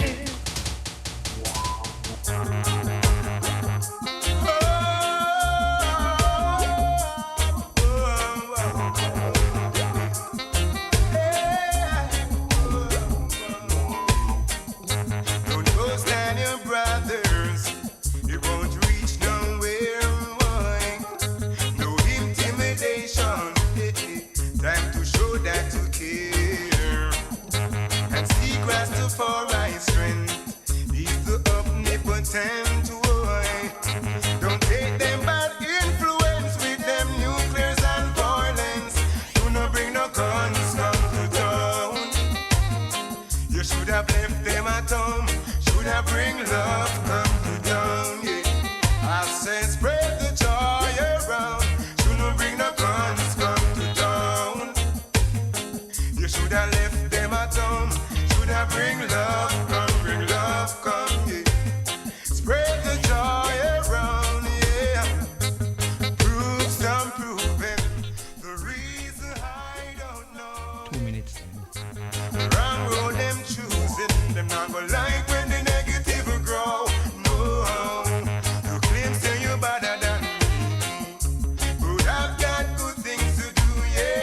You better let go of a negativity. You're not gonna like what the badness do you. Shouldn't bring no guns come to town. Let love spread around.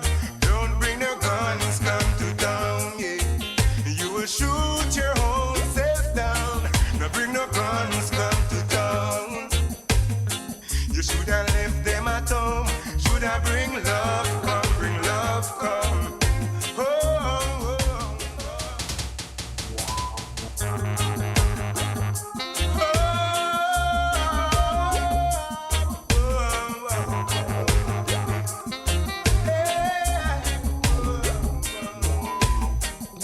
Don't go stand your brothers, you won't reach nowhere, boy.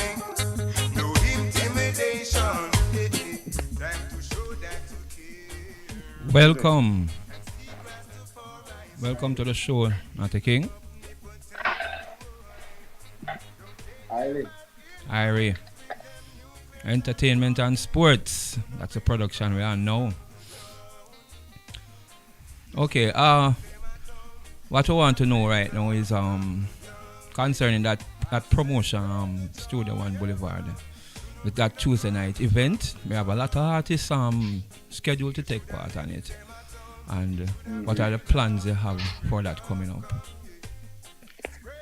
Well, it's not every Tuesday event, it's every last Tuesday of the month. Every last Tuesday. Yeah, and it's a platform that we build we create this platform for the young and upcoming artists. Likewise, the ones that don't get they're long time and don't get the opportunity. And we use this platform to showcase their talent. And we invite a few well-known artists as well. Okay. So the event named JA Style. So it's Jamaica style, no? Jamaica style. Yeah, right. We try to keep it clean in every aspect. Even though it's a Jamaica style, because we still give them free to be themselves. Like, if they want to sing dance style, it's not about reggae alone. It's all about Jamaica folk. Even if you come with gospel. Okay. You know what I mean? It's just Jamaica style, what Jamaican love, what we do, our culture. So it's a mixture. It's a mixture. But we try to keep it clean. Even if they're singing dancehall, they have to keep it clean because... And I know you stand for that from day one. Right, yeah, we stand for that, rep for that thing. Yeah. Yeah. So, that's it, Okay. What we can do is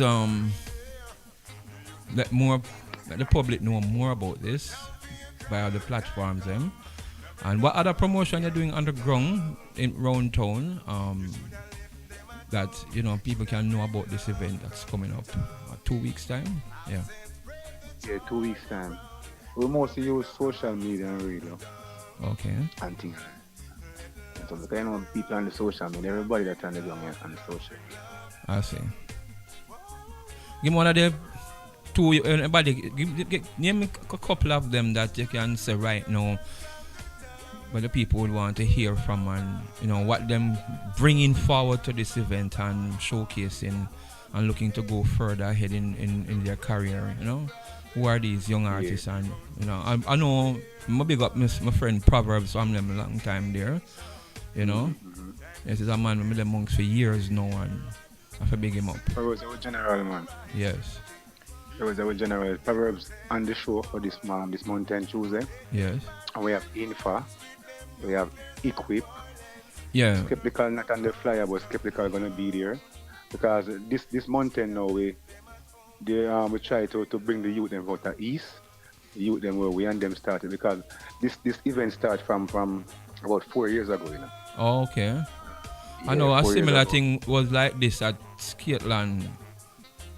Back them time used to there. do it at Skateland. Yes, used to do it in remember. Skateland where everything did. Yeah, Right. so it's same one. Culture getting shock, better yes. now. Yes. Yeah. Getting better now. So we used to do this event when we are sing to ourselves. This event start off away, brother. Unity way. We wasn't looking for crowd or people. We just say we get a sound system. We sing to ourselves. Okay. Some more rehearsal and thing. And then we start do it live stream. And it was artists- accepted. Yes, artists want to come over, big artists like Pinchers and all these people like the platform and thing. So we see that something can go far. For further to come, different from the venue you have now, you plan to go anywhere else in Jamaica with this different communities? Well, we have that in mind, but we don't wait till we build the show first. Okay. So when we build the show, and when we finish building the show, it can go anywhere. People will follow it because they know of it. Yes, it will be a product. Yeah, so we want to carry it overseas too, because people in Kenya crying for it. Wow. So we would like to, when I'm on tour and the last Tuesday come around, I would like to do it wherever I'm at. That's what I want to do. Streaming. So, and use their artists there in the country. I see. And thing. It's a thing for everyone, not for Jamaica alone. Okay. Yes, there's a lot of places I want to big up. Miami there, you know. My brother, Glenn, you see. Yeah. And I have friends in England. Heal up, you know, the Mac. You don't know yourself a tune in already. And in the Philippines, my friends, First Vita Plus. Yeah, you know, we have contact with these places and people, and you know what we want to do now, not just to be here and just talking about the thing, but to interact with them, you know, go to where they are, bring the product to them, give them the show, you know. That's what we are looking at by extension as well.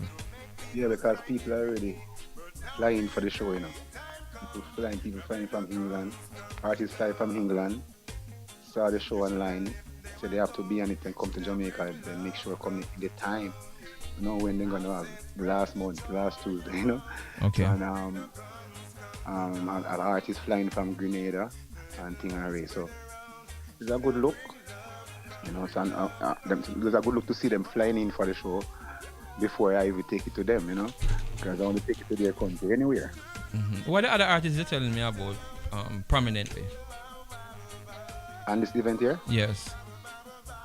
We have a lot of artists, you know. Look on the flyer, but we know Team Days on it. Pantan Moja is on it for this mountain. Pantan. And we have Fire, we have Torch on it. We have Becenta. Becenta. We have Tamba the legend. We have Bangin. Mr. Bangin. Yeah. Mr. Bangin and thing, you know. So we have a lot of artists. We have some females on it too. We have EQ. EQ was on it last mountain. Okay. EQ was there with Bushman them and all of these people. Last month we have Bushman special guest, the young artists them. Great vibe. And the females them too. This platform is mostly for the young females them because they are not getting the highlight that they're supposed to get, you know. And there are a lot of young females here with great talent that not getting the exposure. And J Style is the event for it, you know. Because a lot of great talent come on J.A. Style and people didn't know of them. Okay. You know, I get honor for these things, you know, because some of the young artists them, you know. Okay. Them great. One other thing now before we take a break, I saw that you have some events coming up, tours, you know. Yeah. And give us a look into that. Or, you know the dates. Yeah. You can if you know where you're going, and yes, give us an update. Yeah, I on can't that. tell you the dates off my head right now, but there are a few dates there. My Europe tour is coming up. Okay. In the summer here, so we're gonna leave here by July, sometime in July and forward the end of September. So we're gonna out there roughly 2 months. I see. Do the work. And wherever you're gonna be, Jamaica can link you for these performance and stuff like that. In which way? Streaming. Yeah, Anyway. man, because most of these festivals are mostly festivals, you know, like Reggae Jam and Festival, One Love Festival, Reggae Gil, and a lot of festivals, and they have their thing, you know, even on YouTube, they live stream their thing. I don't know if I gonna have the time to do live stream and all these things. Okay, but just see if that is a possibility. If not, we're still here and know about it. Could be, you know, because the world change and internet take over now, so anything possible. Okay. So we'll be in touch. I can tell you thanks for all this information, and I can tell you from now, I'll be there at your event and to see how things unfold, and you know, I will be there. Give thanks. Yes. Give thanks. Respect. Enough love, yes, sir. Yes, that was not a king, the man who tell us don't bring no guns come to town, and you know, things that he's planning and coming up. We're gonna and I want to say enough shout out to the ones that are listening. Yes. It's a pleasure having me, and just look forward for greater work in the meetings, you know. Okay. Yes. We'll look forward to that. Yeah, man. Much love, brother. Respect, brother. At this time, we're gonna take a short break in world of sports and entertainment. And we'll be back. And we're gonna talk about the sporting events that coming up this weekend.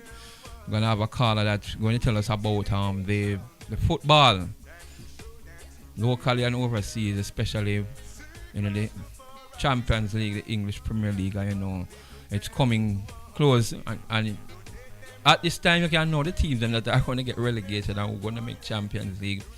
We're going to talk to someone about that and see what their input is where these matches and these football matches is concerned. Yeah. We're going to take a short break.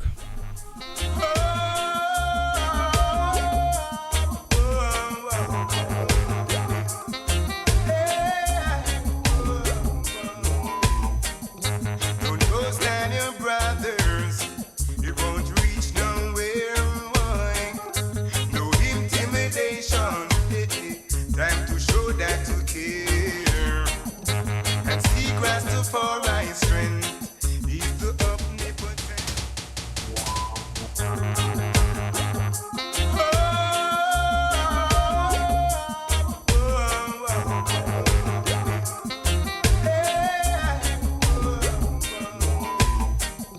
Don't go stand your brothers, you won't reach nowhere. Boy. No intimidation, time to show that you care.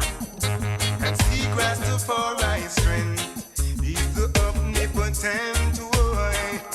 Don't take them bad influence with them nuclears and violence. Do not bring no guns come to town. You should have left them at home. Should have bring love come to town. Yeah. I said spread the joy around. Should not bring no guns come to town. You should have left them at home.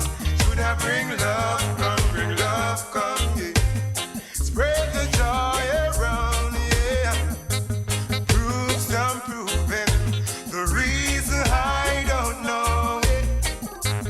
Wrong road them choosing. Them not gonna like when the negative will grow.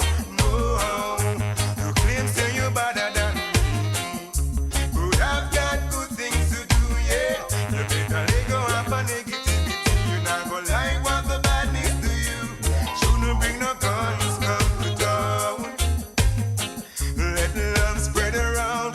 Don't bring no guns come to town, yeah. You will shoot your whole self down. Now bring no guns come to town. You should have left them at home. Should have bring love come, bring love come.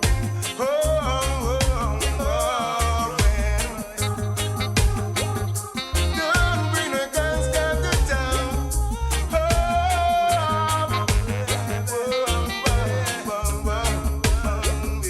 hey.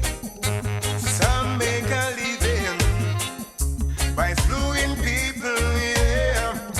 But when for them time come, them crying, put them locked in evil, yeah.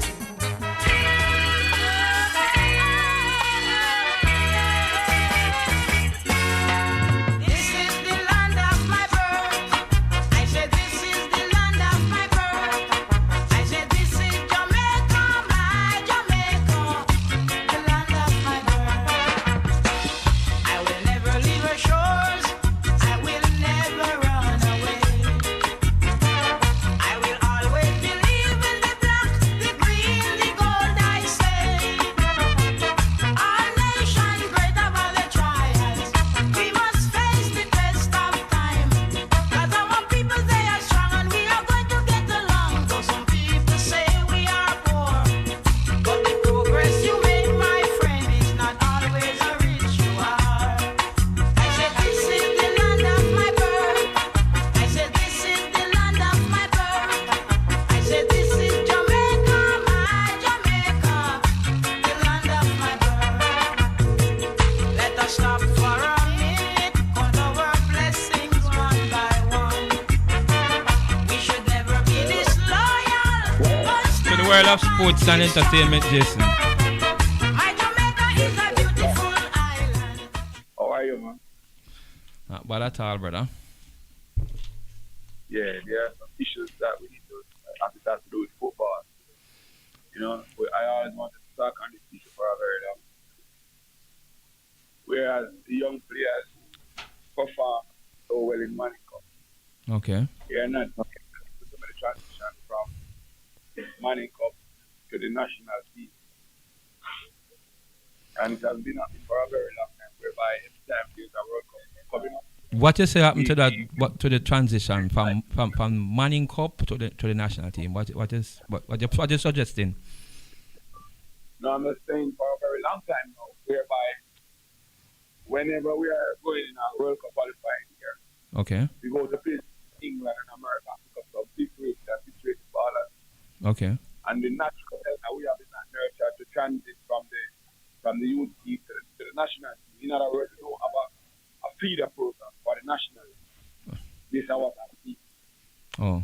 And you can also look at it because from 98 till now, it's almost 25 years. All right. Jason, you're not coming in clear, so give me. You hear me now? Give me. Yes, You hear me? yes, I hear you now. I'm saying from 98 till now, 25 years since we haven't gone back to the World Cup. That is yes. So that is showing that whatever strategy they are using is not working. It's not working, definitely. Right? So I think when you look at countries like Brazil and Argentina, when you look at Christopher Nicolas from Jamaica, remember Christopher Nicolas? Yes. I remember Christopher Nicholas. A lot of remember a lot of them coming from the under 23 and yes, I know most of them. Savio was able to transit from the youth team to the national team. Okay. God bless you how many times Chris get the opportunity to play. You understand what I'm saying? Yes. So I'm just thinking that we don't have a system and whatever we are doing is not working. And to me, in my humble opinion, I think this whole football thing, we just need some people who genuinely want to move forward. Yeah, definitely. Because past administrations haven't done much, but they are always saying that them don't have the resource, sponsorship, and it's still a struggle up to this day. You know, look at the retrograde step them make now. Them having a professional league, and one time you could have said for the players who can play. Okay. We have a chemistry. Whenever it is Jamaica side team, there's no chemistry. There's not much understanding between the players because some players are flying for 2 weeks and then you put them in and target them. How can they get chemistry? Because them not there. There's not no gel is not there because them not playing together. That's what I'm saying. So I think they should revamp the system that is here now. Look towards people who will attract investors. You need people who can attract investors so that they will come and invest into the football so the football can grow. Understand what I'm saying? Yes, I understand all of that, yeah. Because 25, if we go World Cup 98 and we now 25 years. All right, hear me now, Jason. What you have an easier transition now since we get allocation of more spaces, but we can't take that for granted. So what you're implementing now is the approach that them normally take every year before the World Cup qualifying start. Is that what you're suggesting that the powers that be, the JFF, should be embarking on at this time to assure that the success of whatever they are doing now comes true for the next World Cup that is going to be staged. You can be thrown aside. That's what I'm saying. If you look at Marshall, that guy that played for Alex Marshall, playing for Portmore now. He went to Canada. Okay. I know he's to come back and play in Portmore. So I'm saying there's another system in place, including getting some sports psychology. Because what happens, most of these people that come from the inner city, they are trouble people. Okay. But football saves them because they have a talent. Yes. But what we need now is that we get some sports psychology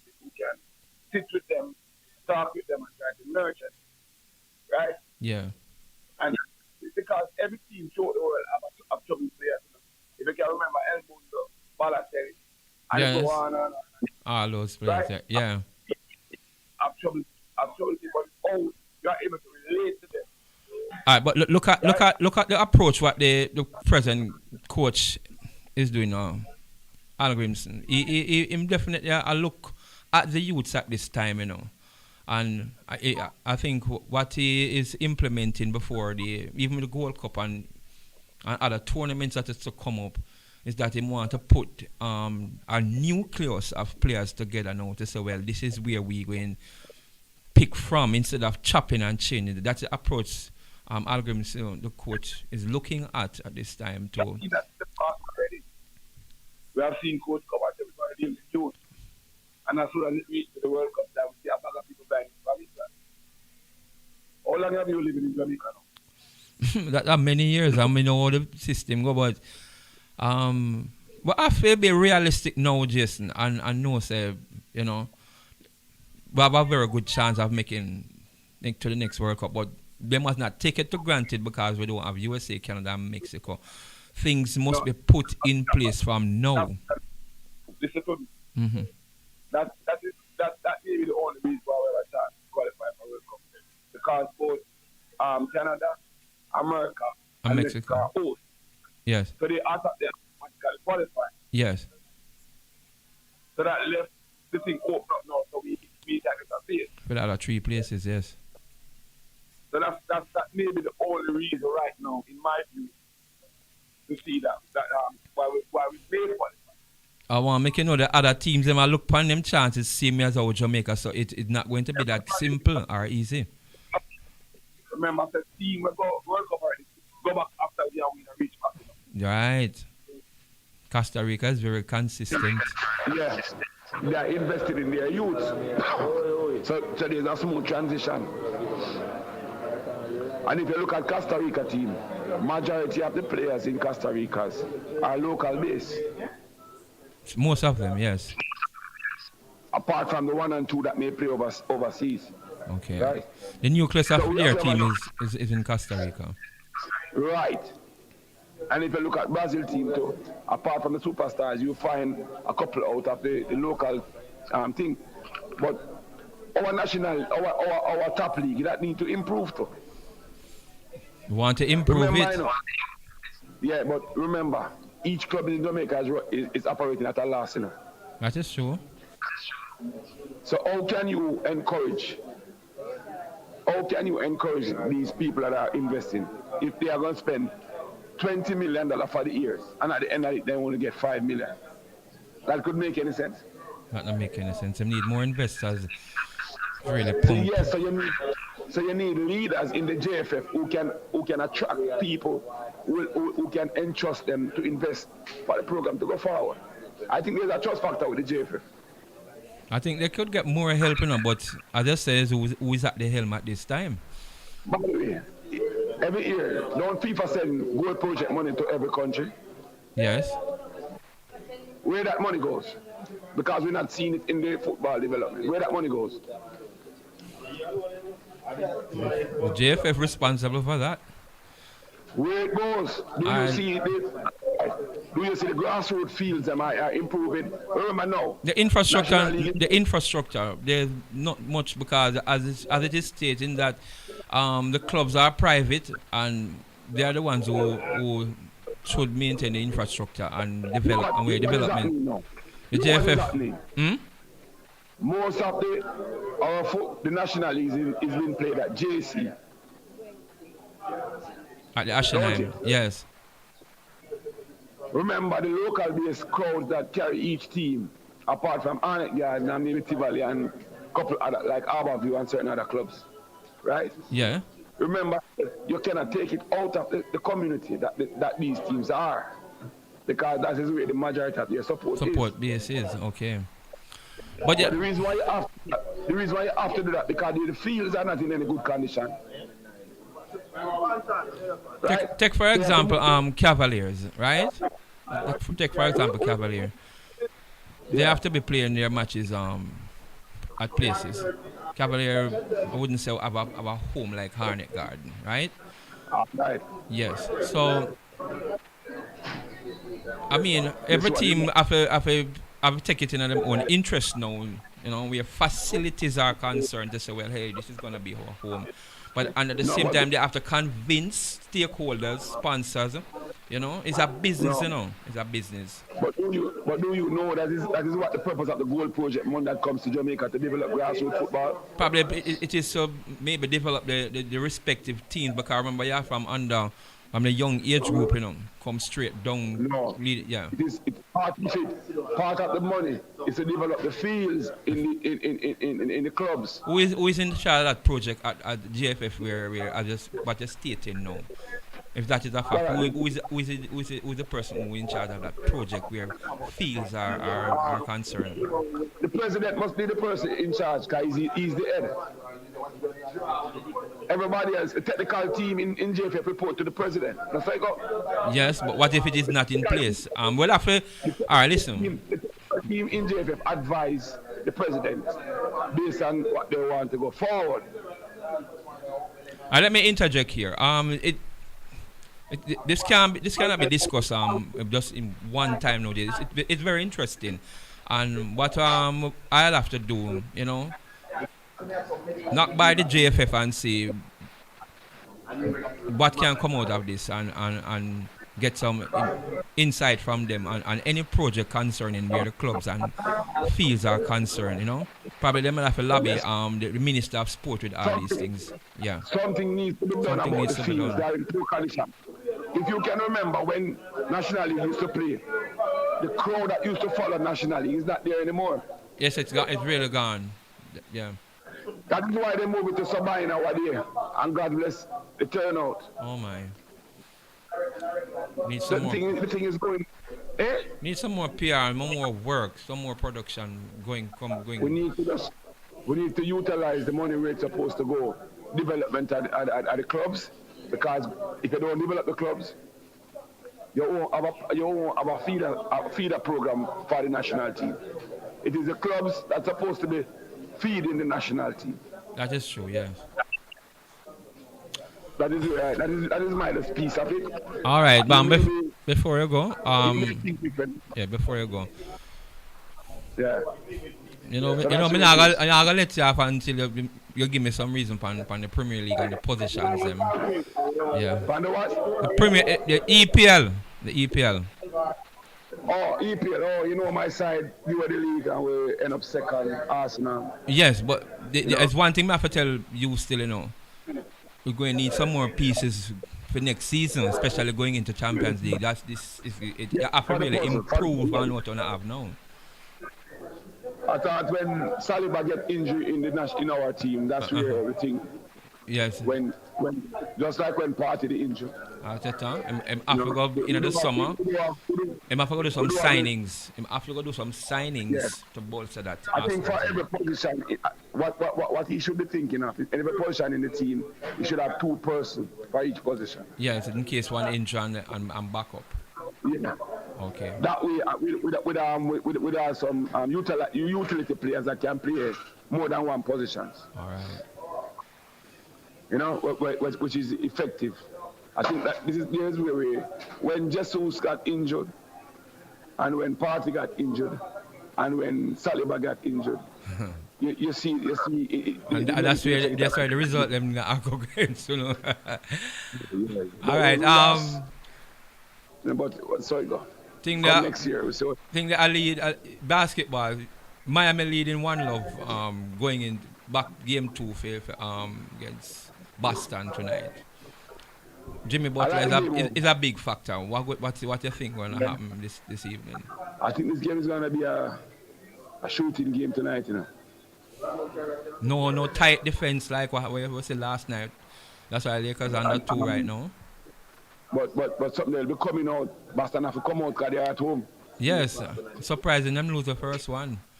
If they lose this, if they lose this, if they lost this game tonight, they are in serious trouble. Boston. I'm gonna see what happens later. Jimmy Butler is playing the game of his life. Yeah, man. He's a finals man. When he turn up, I saw him do him thing, you know. Yeah. I mean, I trail a lot and then rally and come win. That was surprising. I think Tatum has to do more offensively. Mm-hmm. You know, he's doing well defensively, but he has to do more. He has to do more offensively in order to help us.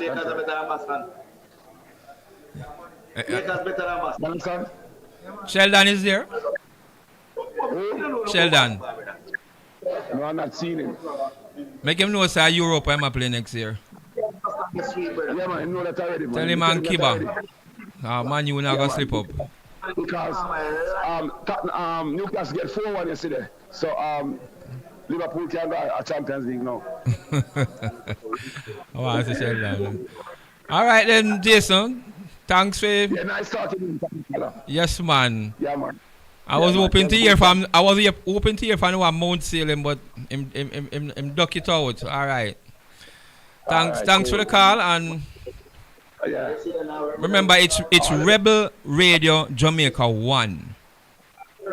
We call and discuss some more issue because I want to talk about the cricket too. Okay. The West Indies cricket. Who I think is taking the same part as the Jamaica football. It's one thing me can't believe, you know, how Darren Sammy coach. Boy, I don't know. It probably might give my PhD. But that Darren Sammy, former West Indies captain. I can't owe him for be. I'm not certified for be the coach for captain West Indies team. Him not have that. But then him get the job to do it. You may not be in agreement still, but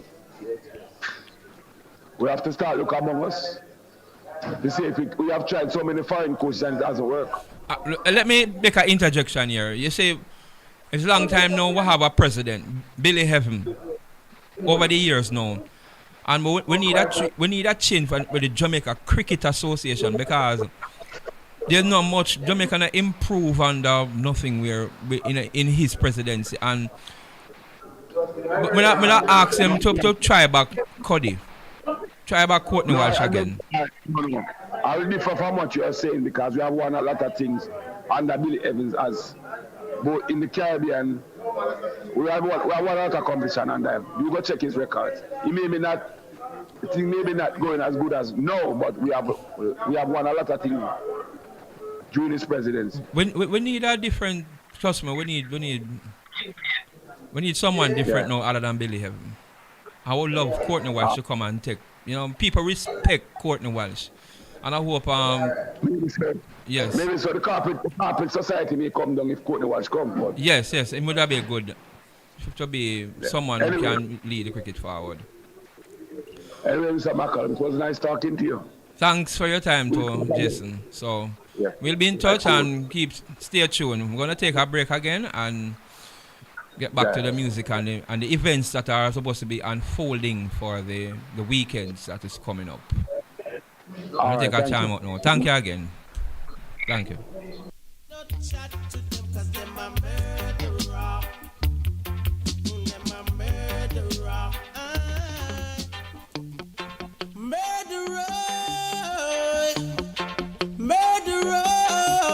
Sticky do that.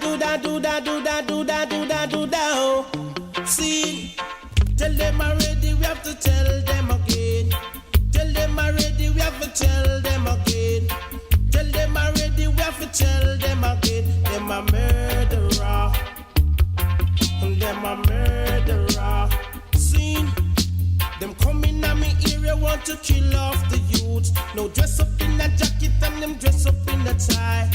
Come a courthouse want to tell pale lies. Them a murderer. We're drawing to the end of this program, and I want to just give a shout out to those listening to Rebel Radio and live at this time, Rebel Radio Jamaica 1. You know, there are a lot of activities coming up on the weekend. Racing at Kemana Park and you know that the link up, you know, the semi-finals. Also, we're having a major athletics coming up, but we are still looking out for our elite athletes making a mark on the world stage. In the Diamond League coming up and all comers locally, you know. A lot of events, and also for the entertainment, you know, coming up in a couple of weeks' time of the Junior Read event. We're taking close note to that, and you know, we're gonna just stay tuned and look at all these events that is coming up on the month end through to next month.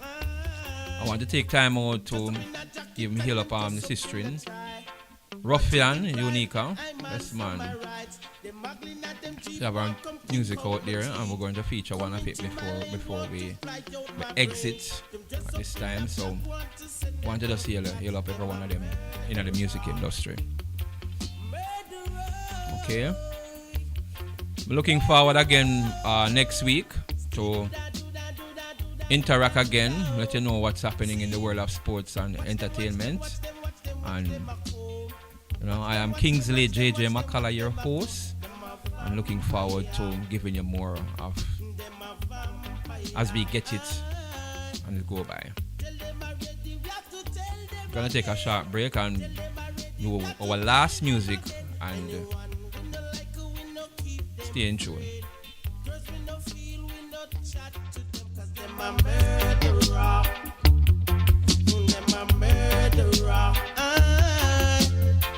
Who God bless, said no man curse.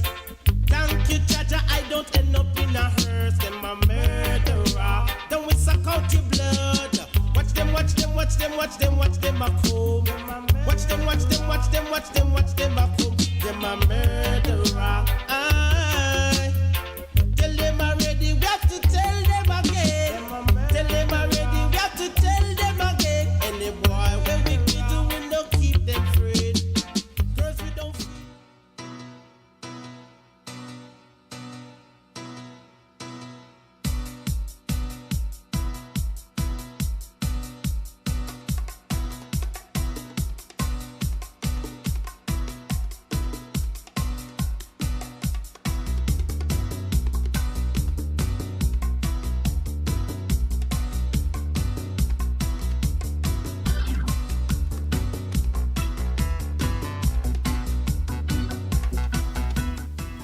Yeah, this is one of the Bob Marley special at this time that we are going to feature, Iron Lion Zion. And after that, we're going to introduce Unica, Save the Youth.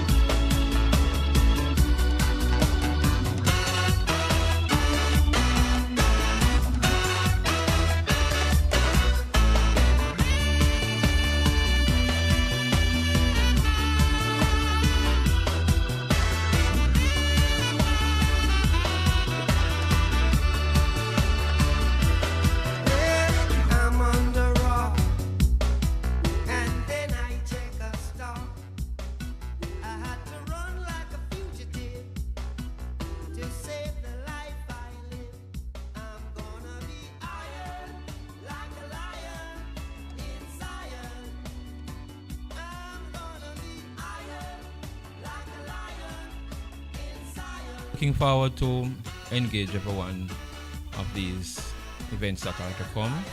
At this time, I want to just give a shout out to Unica and this junior, as we call it, the new boss, Unica Ruffian. Every juvenile, fi gun in at them on the street, suicide, violence and no love, it will hurt a child. Age 10 to 15, they on the murder file. Come make we save the juvenile. Fi gun in at them on the street, suicide, violence and no love, it will hurt a child. Age 10 to 15, they on the murder file. It's a blessing when a child is born. Make we take care of them through all the roughest times.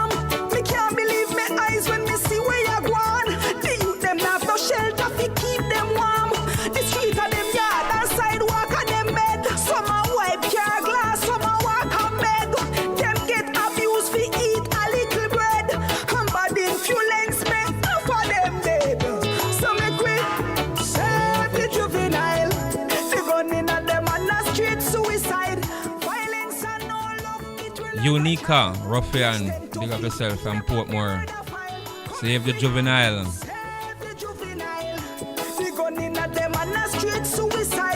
At this time, we have come to the end of this production, entertainment and sport.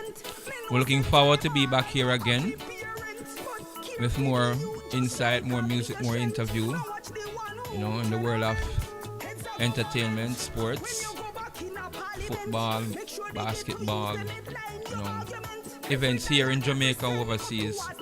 We take note of these things and we put it out on Rebel Radio 1. Rebel Radio Jamaica 1. You can Google it. I want to say thank you for listening.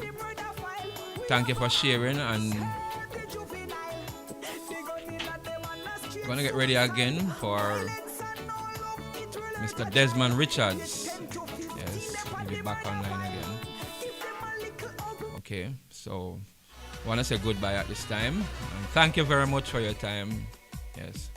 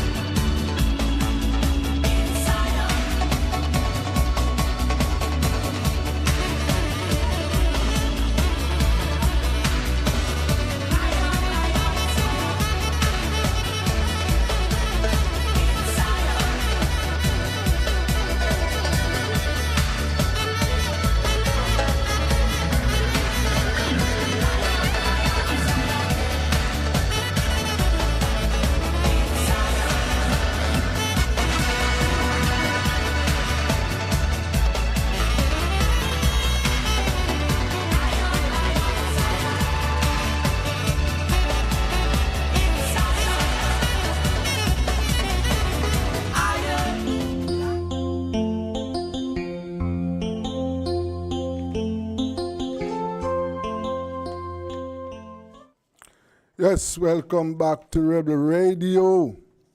We just had the world of sports and entertainment.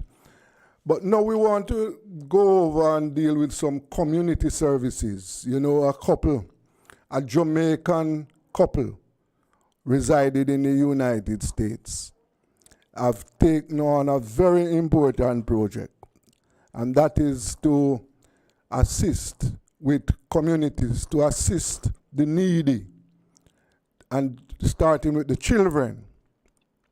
And they have Jennifer Henderson, Mr. and Mrs. Henderson. They have launched a project to assist needy children in communities in Jamaica. And they have started out in St. Mary. Jennifer, how are you? I'm doing good, Desmond. How are you? Yes, I'm supposed to be doing okay. Where is Ozzy? He's right beside me. Hello, Mr. Henderson. How are you? I'm doing well, Brother Desmond. It's good to hear your voice, man. You use as chipping, man. Yes. Now, tell our audience, what this project entails, and what are your objectives? Well, this project is to give back to the children. My motto is helping the children to help themselves. So we come together to give back, backpack, uh, back to school treats, and bounce about. So them have a good time. We plan to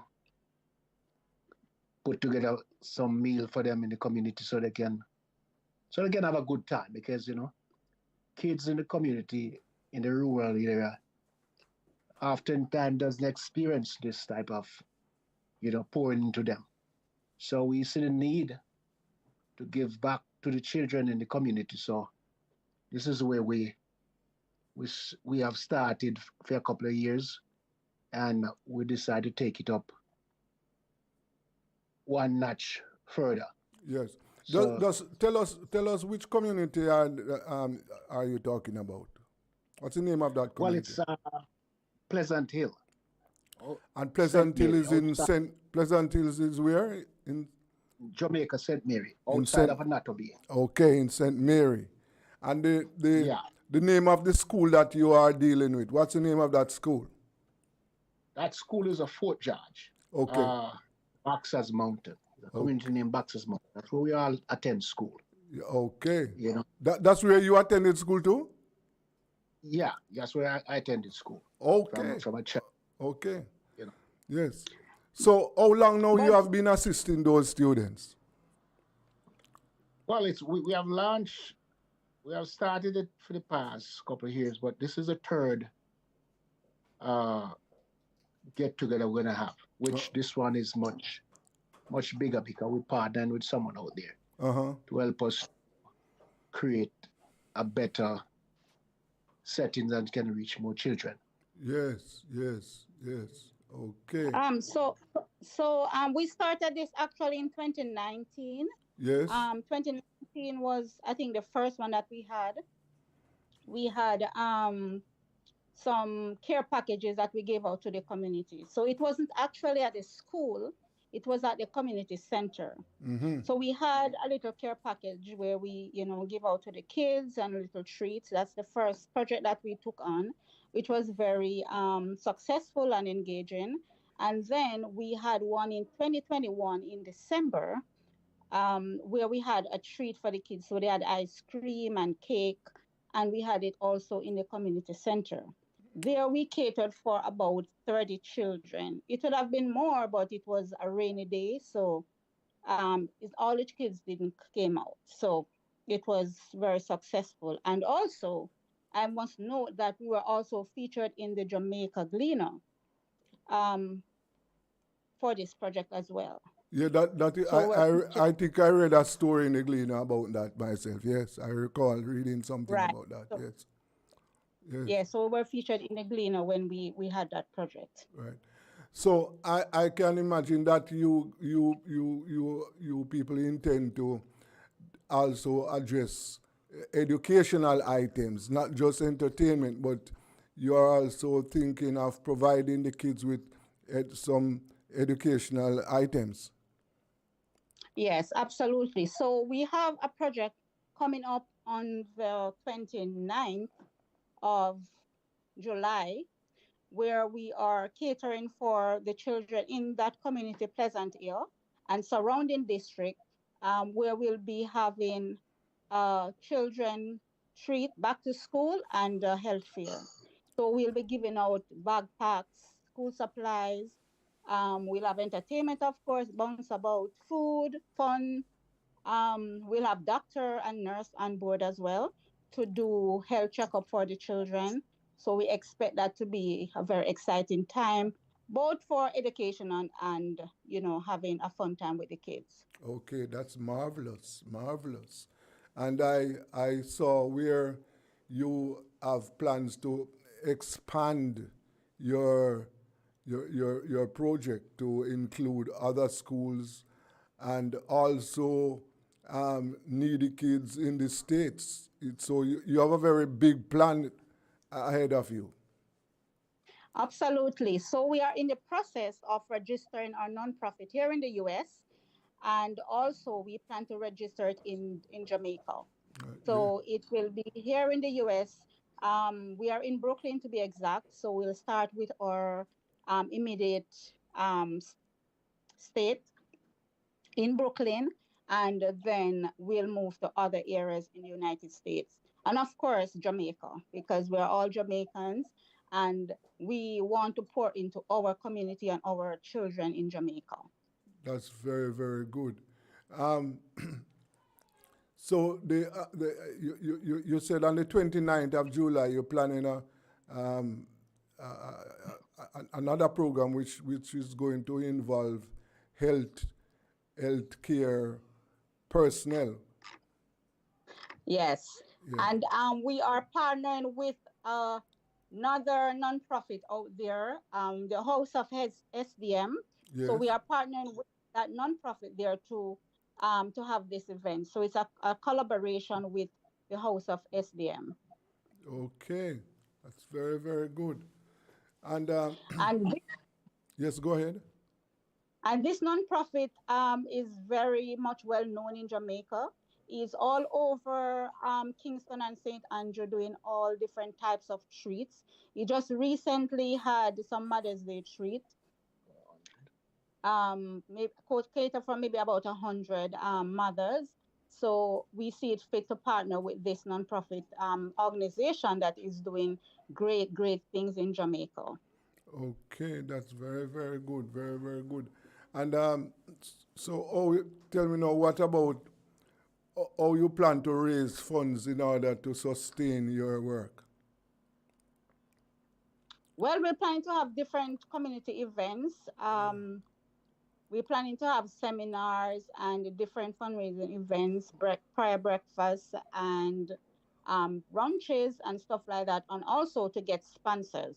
Yes. So, sponsorship going to be a big part of it to collaborate with different companies and also larger nonprofit organizations, both in the US and in Jamaica and across the world because, we're trying to reach out to persons in diaspora anywhere they are from in Jamaica, if they're in UK, Canada, wherever they are, as long as they are a Jamaican and have Jamaican roots, we plan to reach out to these persons to help with this initiative.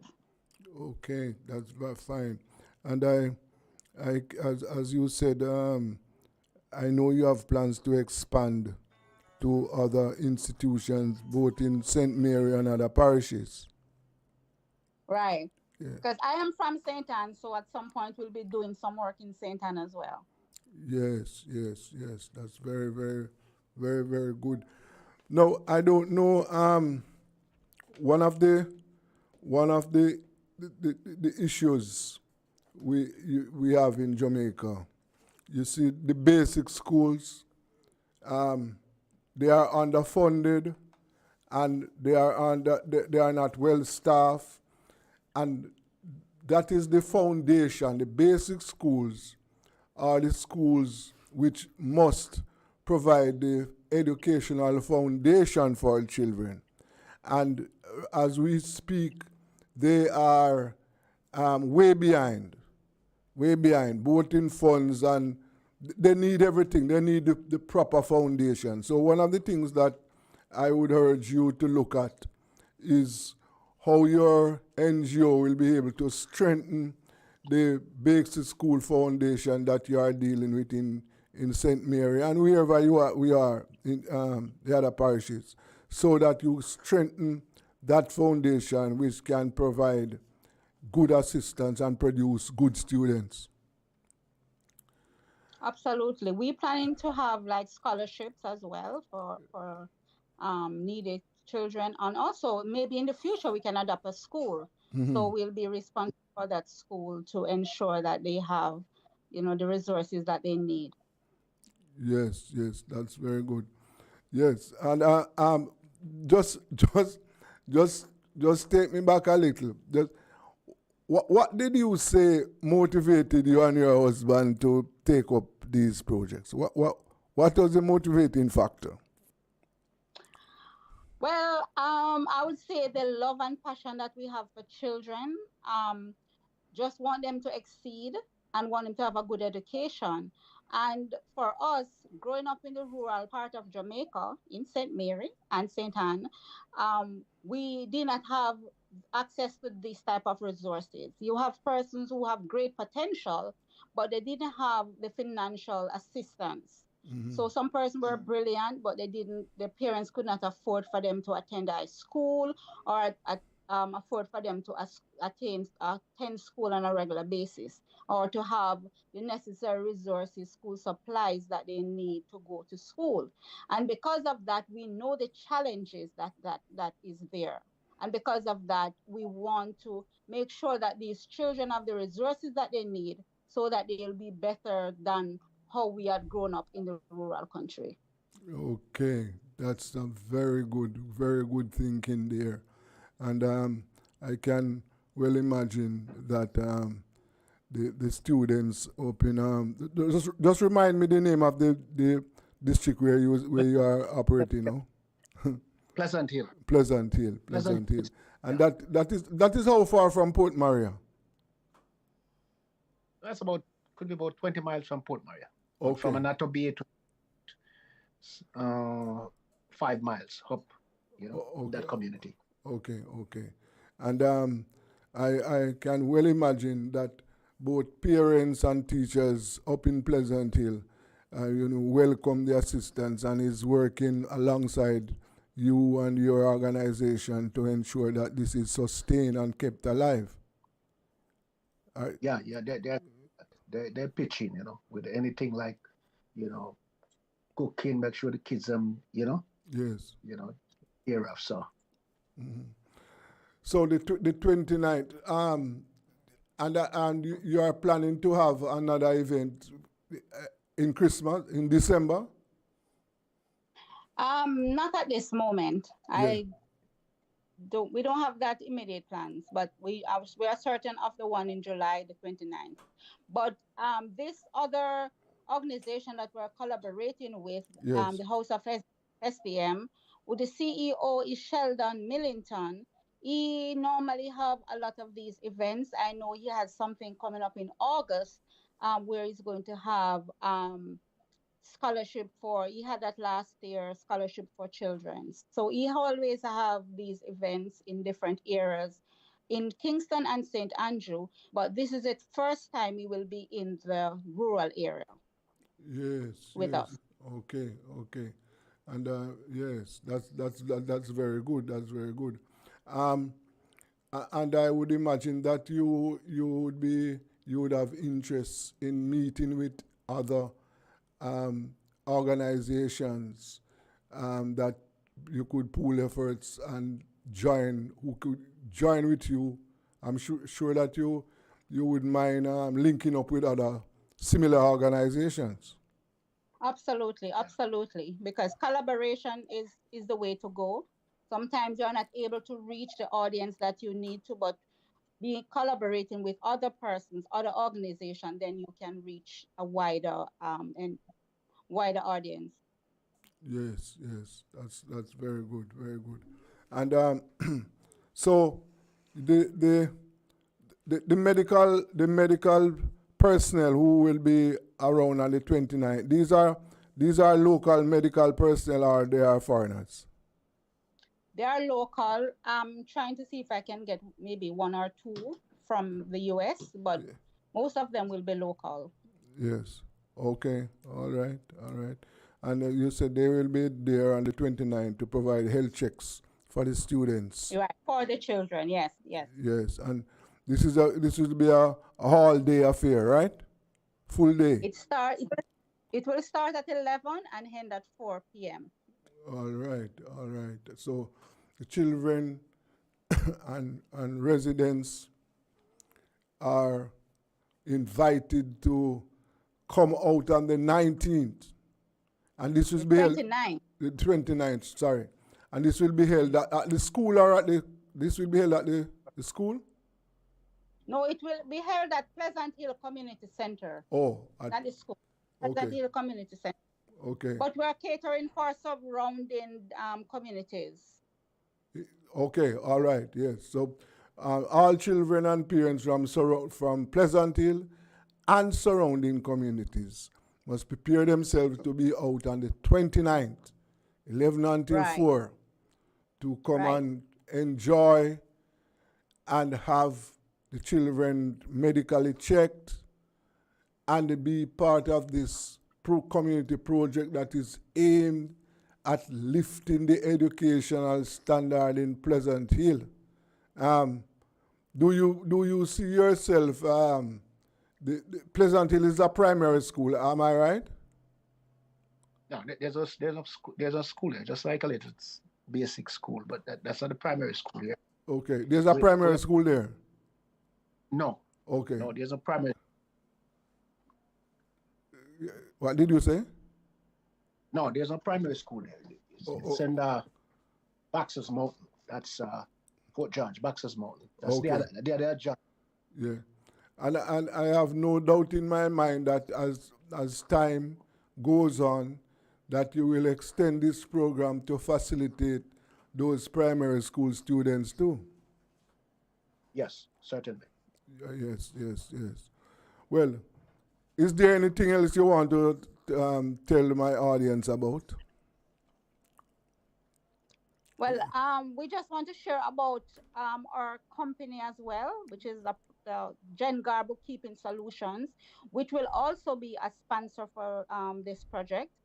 So we started this company in 2019. The name is Jen Gar Bookkeeping Solutions, and the name is really a combination of my name, which is Jennifer, and my husband's name, aka Garfield. So that's how we come up with the name Jen Gar. So it's Jen Gar Bookkeeping Solutions. And as I said, we started this in 2019. Right. And out of my passion for love for numbers, because I've been in the numbers space for all of my life. Yes. I was the financial controller for Grace Kennedy Money Services Yeah. before I migrated to the United States. So I have been in the numbers world for over 20 years. And we decided to start this company because of the passion for numbers. And I see there is a need for businesses and also individuals to understand about the numbers. So we provide accounting and taxation services to small businesses, startups, and individuals. So we ensure that their books are in order for tax purposes and for any loan that they may need or grants. And also we prepare taxes your for your tax return, both for individuals and for companies. Okay. And those services are are offered globally. Currently, I offer this in the United States. So we are based in Brooklyn, New York, Yeah. but we service clients across the US. So I operate remotely. So wherever in the US you are, I can provide the service to you. I'm also looking to offer my services in Jamaica as well and other Caribbean countries. But currently, all my clients are in the United States, across the United States. So we have clients in Florida, New York, um, Tennessee, Texas, California, just to name a few. Okay. That's very, very good. Well, I would like to, as I said, offer my own congratulations and wish your company all the success. And I want to praise this effort, this community development effort. The country needs these efforts, and education is a point, one of the points in the country that need these services and assistance in order to promote education. We need that. One of the last week, the Ministry of Education, reported that 25% of high school students were underperforming. At one high school, the students in the upper grades, they were just doing reading at the grade 4 standard. So, yes, we need serious assistance to address the educational issues in the country. Very serious. Because if we don't do this, what we are just, this is going to be very dark for the future. Because the young people are They are the future. Yes, and they are the future. Right? Yeah. So we have to do whatever is necessary to make them be ready. So I want to thank Mr. and Mrs. Henderson for your efforts. And I want to assure you that the Rebel Radio platform will be available to assist in announcing, in publicizing your efforts, and to give you whatever support we can in order to get your messages across to the people. So, want to say thanks very much for joining me this afternoon. Thank you very much for having us. Yes. Thank you very much. It was our pleasure. We will share with you the flyer so you can, have the details. And I just want to say we can be contacted at 347-601-9530. And our website is www.jengarbookkeepingsolutions.com. So if anyone need our services, accounting or taxation services, you definitely can reach out to us at the number 347-601-9530.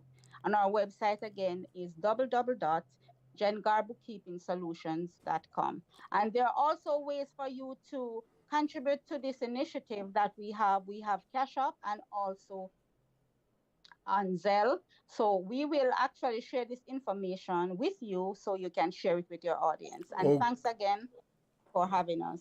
Okay, and stay safe and strong. Likewise. You too. Thank you. All right. That was Mr. and Mrs. Henderson.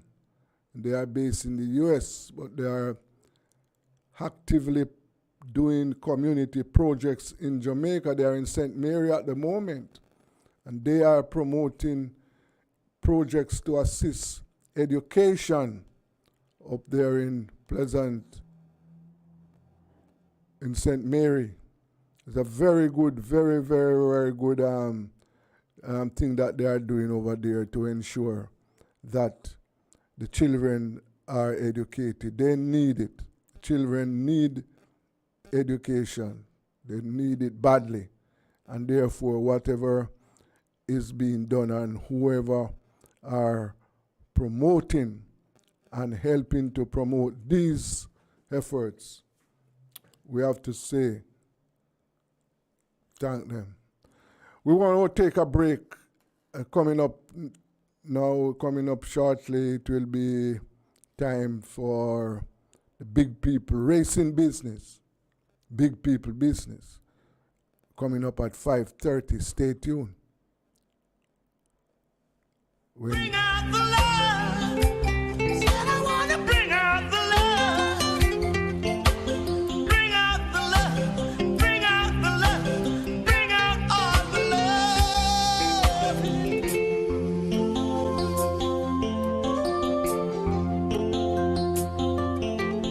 Bring out the rebel. Said I want to bring out the rebel. Bring out the rebel. Jamaica. Best decision ever. Feel the sand between your toes and the gentle waves of the sea on your skin. Feel the warm Jamaican breeze lift your spirits and nourish your soul. Escape to exactly what makes your heart beat. You will love every moment. Jamaica, heartbeat of the world. Let's go.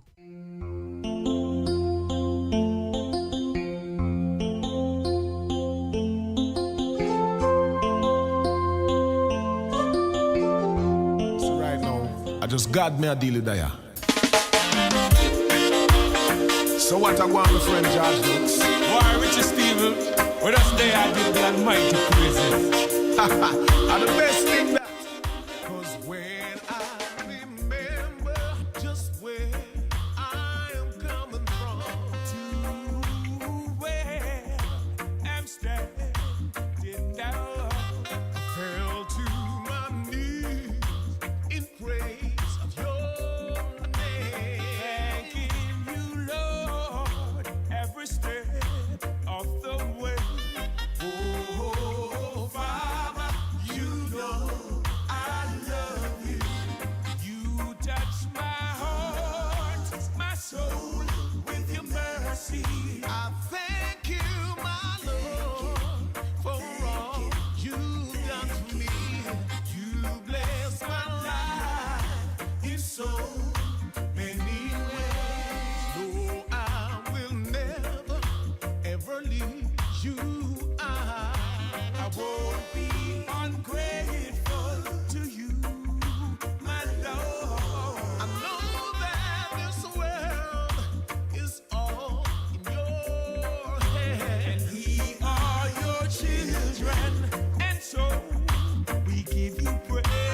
Oh, Father, you know I love you. You touch my heart, my soul with your mercy. I thank you, my Lord, for all you've done for me. You bless my life in so many ways. Father, I love you in so many ways. So when I remember. Oh, yes. It is time now for racing business, big people's business. And you know we have two of the best in the country to provide you with the winners so that you can walk away with cash from Cayman and Spark tomorrow. We have with us now Dr. Wright and Well Suitor. Gentlemen, good afternoon. Good afternoon, Desmond. Glad to be on the program. Hi, Welch. It is now over to you. Okay. Did we hear Welch Suitor? You're on, Welch? Still trying to get in touch with Welch Suitor. I'm here. Yeah, he's there, man. Okay. This is racing business, big people business. We're bringing you a racing. We have 3 days of racing coming up. 28 races for your pleasure and your ways to make money. On the first day of this 3-day carnival will be on Saturday, that's tomorrow, the first race at 11:45 a.m., the first of 10. Then on Monday, we have another 9 races, and of course the big holiday card on Tuesday. We have a further 9 races, 18 races. For those 2 days, and 28 races in all. We get underway at 11:45 a.m. at Cayman Park, 700 meters or 3.5 furlongs for the native bred 5-year-olds and up, claiming 150 to 180,000. 9 horses are declared. The Reggae 6 starts here. And those of you who are not remembering the Reggae 6, you'll find the winners of the first 6 races on the program, and you set yourself up for quite a substantial payment. And recently, a lot of punters have been winning the Reggae 6, and my suggestion is to write down the selections of Dr. Paul, that's me, Welch Suitor, and your own selection, and enter them in the Reggae 6. Let's start with the first race on the program. This is for 3.5 furlongs, 700 meters straight. All the betting opportunities are available.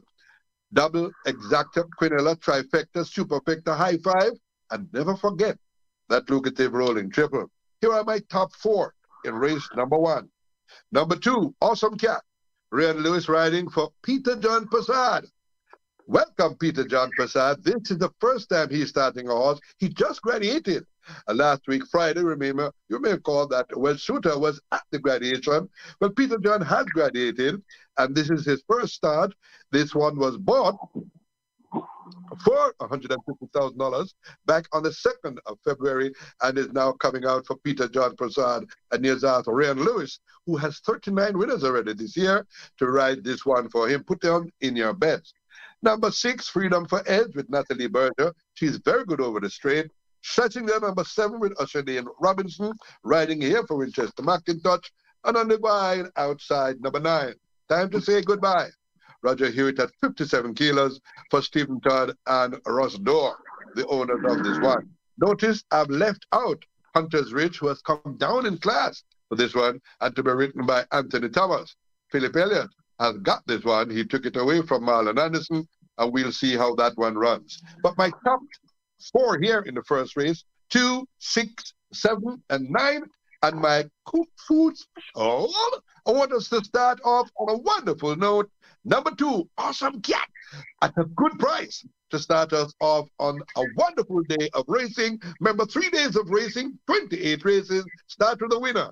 At number 2, Awesome Cat. Well, Suter, what are your selections for race number 1?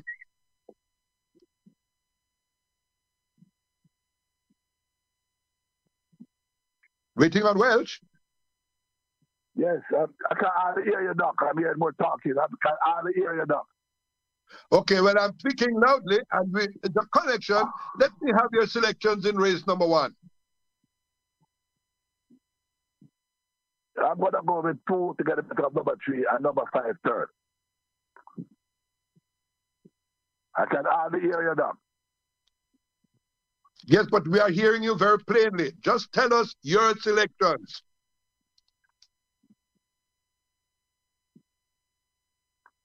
Can you hear me, Doc? I'm hearing you plainly. Well, I can hardly hear you. I'm hearing distorted. I'm hearing talking in the background. Give the public your selections in race 1. Number 2 to get a better of number 3 and number 5 third. I can hardly hear you. Thank you very much. 2, 3, and 5 with agreeing with me on the cook food special in the first race, number 2, while we try to improve the connections with Suter, who has some very good outsiders to give us, and we look forward to him further along in the program. Race number 2 is over 7 furlongs or 1,400 meters. For the claiming group, 200 to 250,000. Only 6 declared here. The Catch 9 starts here, and you may recall that the Catch 9 is very lucrative. Double Exacta and Trifecta. Here are my top 3 in race number 2. Number 3, Dr. Gray, Anthony Thomas, and Stephen Todd teaming up for this one. This one will be the favorite, so make sure you have one. This one. Number 5, Garincha with Philip Parchment and Donovan Russell. And number 6, Uncle Juan, O'Neill Mullings. We know him as Lester Peanut, riding for Winchester McIntosh. 3, 5, and 6. And I believe Garincha, that old footballer from Brazil, will get the better of this group. And I'm going to number 5, Garincha, in race number 2. Well, Suter, your selection in race 2.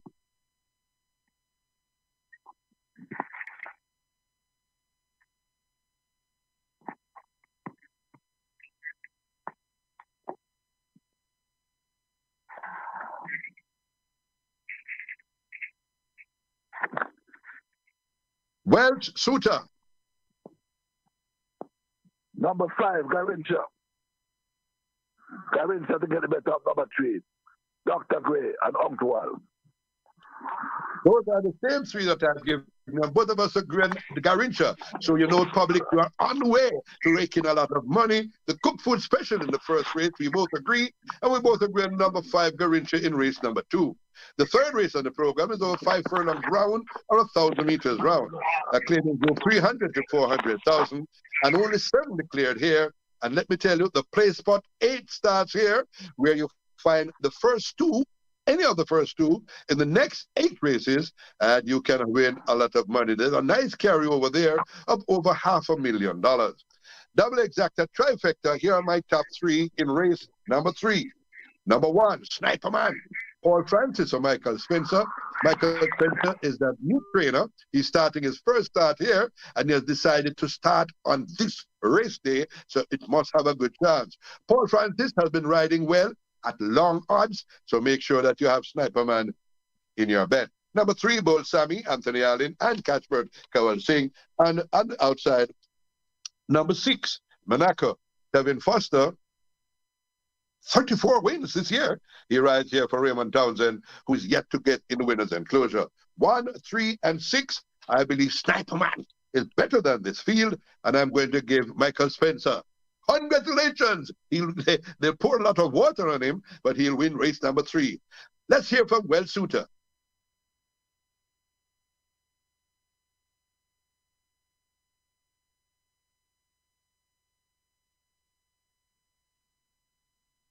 Race 3 for Well Suitor.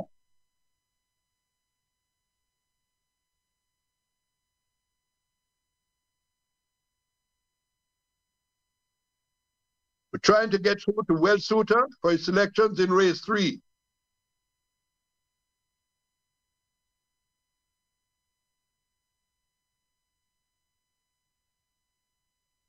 Any word from Welsh?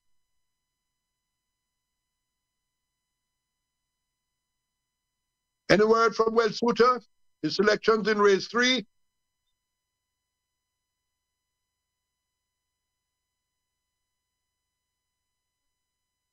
We're asking studio. See what is happening to that connection. Well Suitor, your selections in race 3? We had his selections in the first 2 races. In the first race, he goes with number 2. In the second race, he goes with number 5. Let's have Well Suitor selection in race number 3. 10 races on tomorrow at Kimanas Park. The first 10 of 28 races over Saturday, Monday, and Tuesday. Welsh, are you there? We're trying desperately to get back in touch with Well Suitor. Must be a connection problem. Are you hearing me, Well Suitor?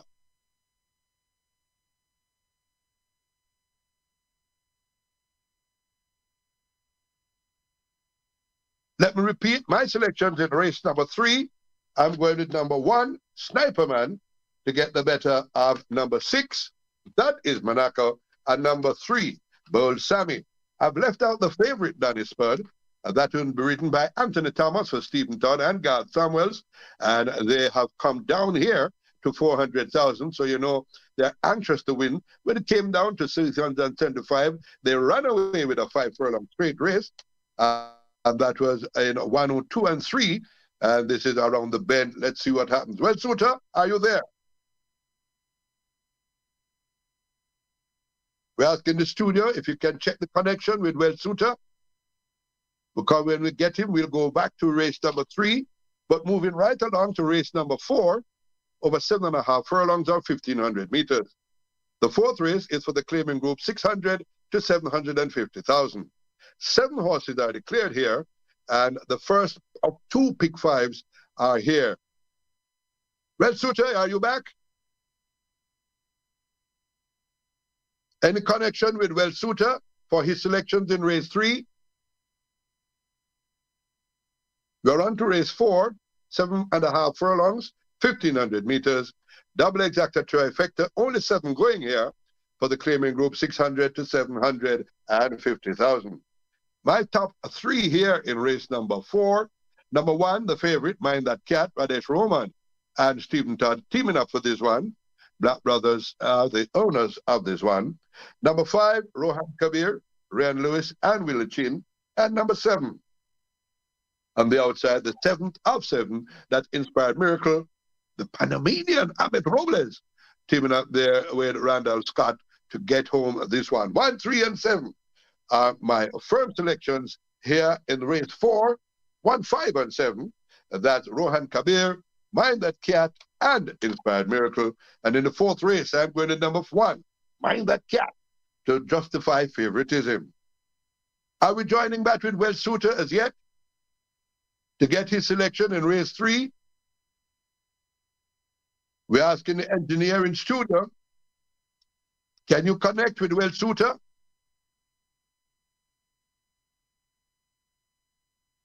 Listening and hoping? No connection yet. When we get to Welch, we'll get his selections in race 3 and race 4. We're on to race 5, 1,100 meters or 5.5 furlongs. A maiden condition race, a native bet 4 years and up.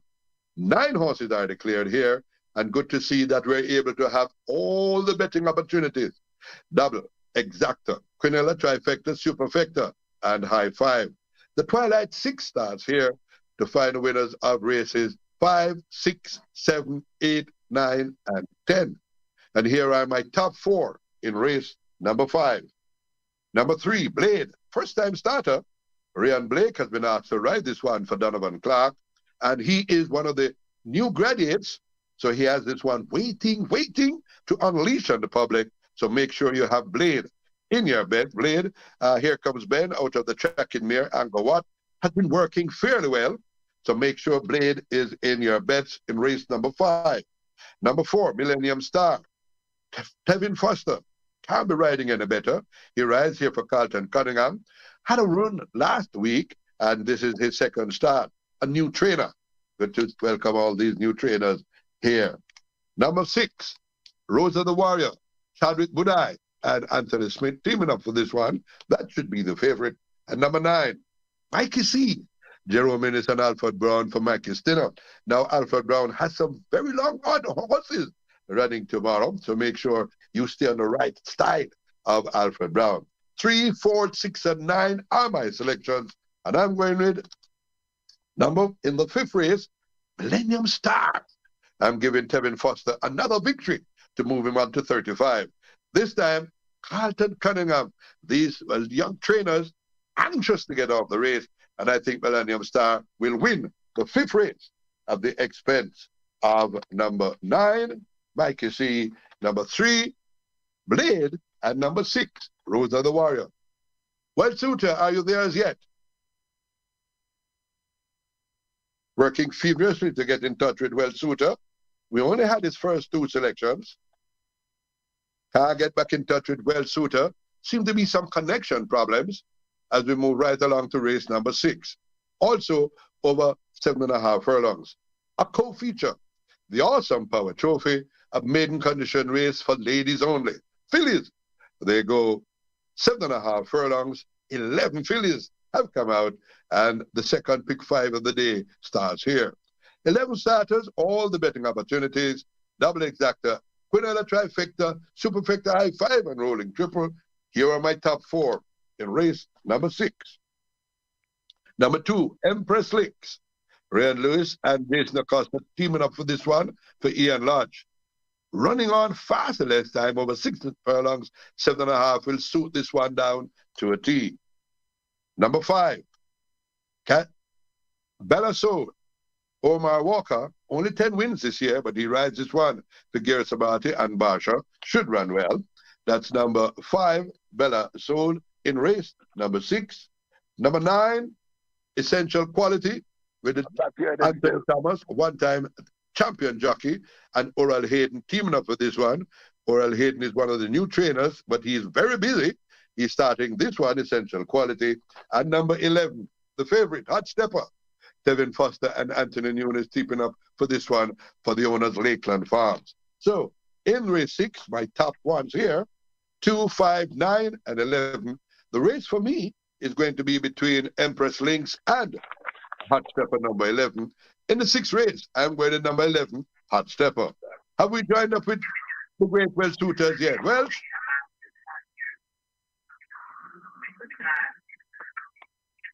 Suitor, we're hearing some scratching. Can we get Well Suitor on the line? Not yet. Race 7 is over 6.5 furlongs to 1,300 meters. And restricted stakes for imported 3-year-olds, there must be 9 winners of 3. Only 6 will be going to the post here as they go 6.5 furlongs or the COVID distance.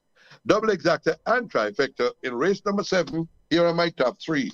Number 1, Inspire Force, Omar Walker, teaming up with Philip Fiani. And let me tell you something. Philip Fiani has number 1, Number 3, number 6, Divine Force. 1, 3, and 6 for Philip Fiani. And just to tell you, Divine Force is a late non-starter. In the 7th race, Divine Force is a late non-starter, so we only have 5 horses going to the post. The 5 that you see on page 25 of the race book. So here are my top 3 in race number 7. Number 1, Inspire Force. Number 2, the favorite, Atlantic Convoy. And number 4, Major Danger, who sprang a surprise at 19 to 1 the last time they raced, over 6.5 furlongs, came home in 120, cantering all over them with young Patterson. Now, Anthony Dixon has gone to Babita Harvey. 1, 2, and 6. The big favorite is Atlantic Convoy. Everybody gives me Atlantic Convoy. Inspire Force, flying the last time behind behind Major Danger, and I thought that with a little better luck would have got there. I'm going to number 1, Inspire Force, to get the better of the favorite Atlantic, a Force, Convoy, and Major Danger in race number 7. Have we connected with Welch Suter as yet? Welch? Not there. Still trying to get in touch with Welch Suter. As we move right along to race number 8, just to remind you that in race 7, number 6, Divine Force, is a late non-starter. Race 8 is the co-feature, the Seeking My Dream Trophy. Open allowance horses going 7.5 furlongs or 1,500 meters. Only 6 open allowance horses has come here, but remember, we have 28 races coming up for the 3 race days. So look for some big horses later on Monday and Tuesday. In the 8th race, here are my top 3 in race number 8. Number 2, Calcula. Babita Harvey and Gear Sobrati teaming up for this one. Number 5, Runaway Algo, the favorite. Linton Stedman and Dale Murphy. Dale Murphy certainly has his horse in good stead. And of course, the People's Choice, the favorite, Blue Vinyl. Everybody knows how good Blue Vinyl is, and Javelin Patterson reassociates himself with this one. 2, 5, and 6. Runaway Alga will run away with this one, and my firm selection in race 8 is number 5, Runaway Alga, to get the better of race number 2 and number 6. Welch. Still trying to get in touch with Welch, making all the efforts because his input is important in racing business, big people business. We have his first 2 selections in race 1. He has gone with number 2, and in race 2, he has selected number 5. But we are at number 9, the penultimate. Overnight allowance horses, 3 olds and up, going 5 furlongs round or 1,000 meters round. 9 horses will go to the post, and what we have, all the betting opportunities. So here are my top 4 in race number 9. Number 2, Eagle One, the favorite. This one has Ryan Lewis and Jason Acosta teaming up for this one. This one will be flying, and from the inside draw, just bang this there. So make a note of that one. Number 5, Super Duper will be in front. Anil Mullings and Jason Acosta teaming up for this one. Number 7, Freedom Street, Javanil Patterson and Wacky Lynch. And number 8, El Professor, with Dane Dawkins, the leading rider, the champion jockey, not leading rider this year, but getting there. He rides this one for Wacky Lynch and Joyous Racing. 7 and 8, both trained by Patrick Lynch. Super Duper must be in there, and so too Eagle One. In race number 9, the penultimate race of the day, I'm going to number 7, Freedom Street, to get the better of El Professor, Super Duper, and the run-on champion, Eagle One. 10th and final is the dig-out handicap. Restricted allowance 4, going 7 furlongs or 1,400 meters. These are 4-year-olds, non-winners of 2. 12 horses declared here, and we're going to end with a bang. All the betting opportunities available. So, here are my top 4 in race number 10. Number 3, Don Vincenzo. Anthony Thomas sticking with this one for Stephen Todd.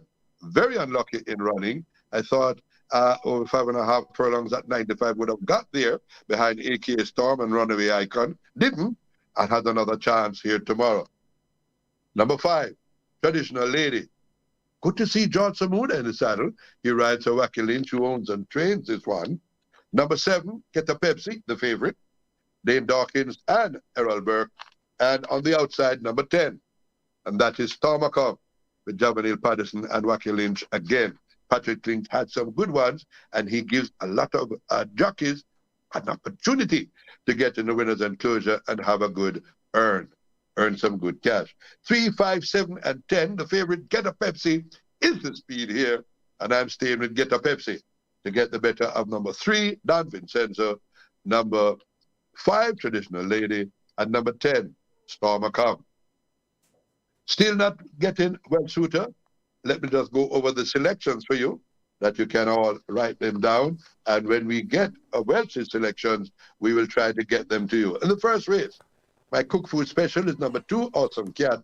Well suitor agrees with me. He thinks also number 3, Okahumka, and number 5, Alimony, would have a good chance. In the second race, we both agree number 5, Garincha. Look out for Dr. Gray and Uncle Wal to give him some problem to do. Those are selections of a Welsh suitor. In the third race, I'm going to number 1, Sniper Man. In the fourth race, number 1, Mind That Cat. In the fifth race, number 4, Millennium Star, at a good price. In the sixth race, number 11, Hot Stepper, just over number 2, Empress Links. In the seventh race, number 1, Inspire Force, over the favorite Atlantic Convoy. In the eighth, I'm going to number 5, Runaway Alga, to run away with this one. In the ninth, I'm going to Freedom Street, the first of 2 Wacky Lynch ones, to get the better of the favorite Eagle one. And then the last race, the Dig Out Handicap, I'm going to the favorite, number 7, Get a Pepsi. We'll try to get in touch with Well Suitor, and when we do, we'll see if we can get them to the listeners of Racing Business, Big People Business, on your number 1 station for sports, and that is Rebel Radio. Back now to the studio. Okay. Well, thank you very much, Dr. Wright. And, we lost Welchie early in the program. But that was Big People Racing Business, the big people's business. And as this is where you will get the information to put big money in your pocket tomorrow. Stay tuned every Friday at 5:30 for the Big People Business, Racing Business.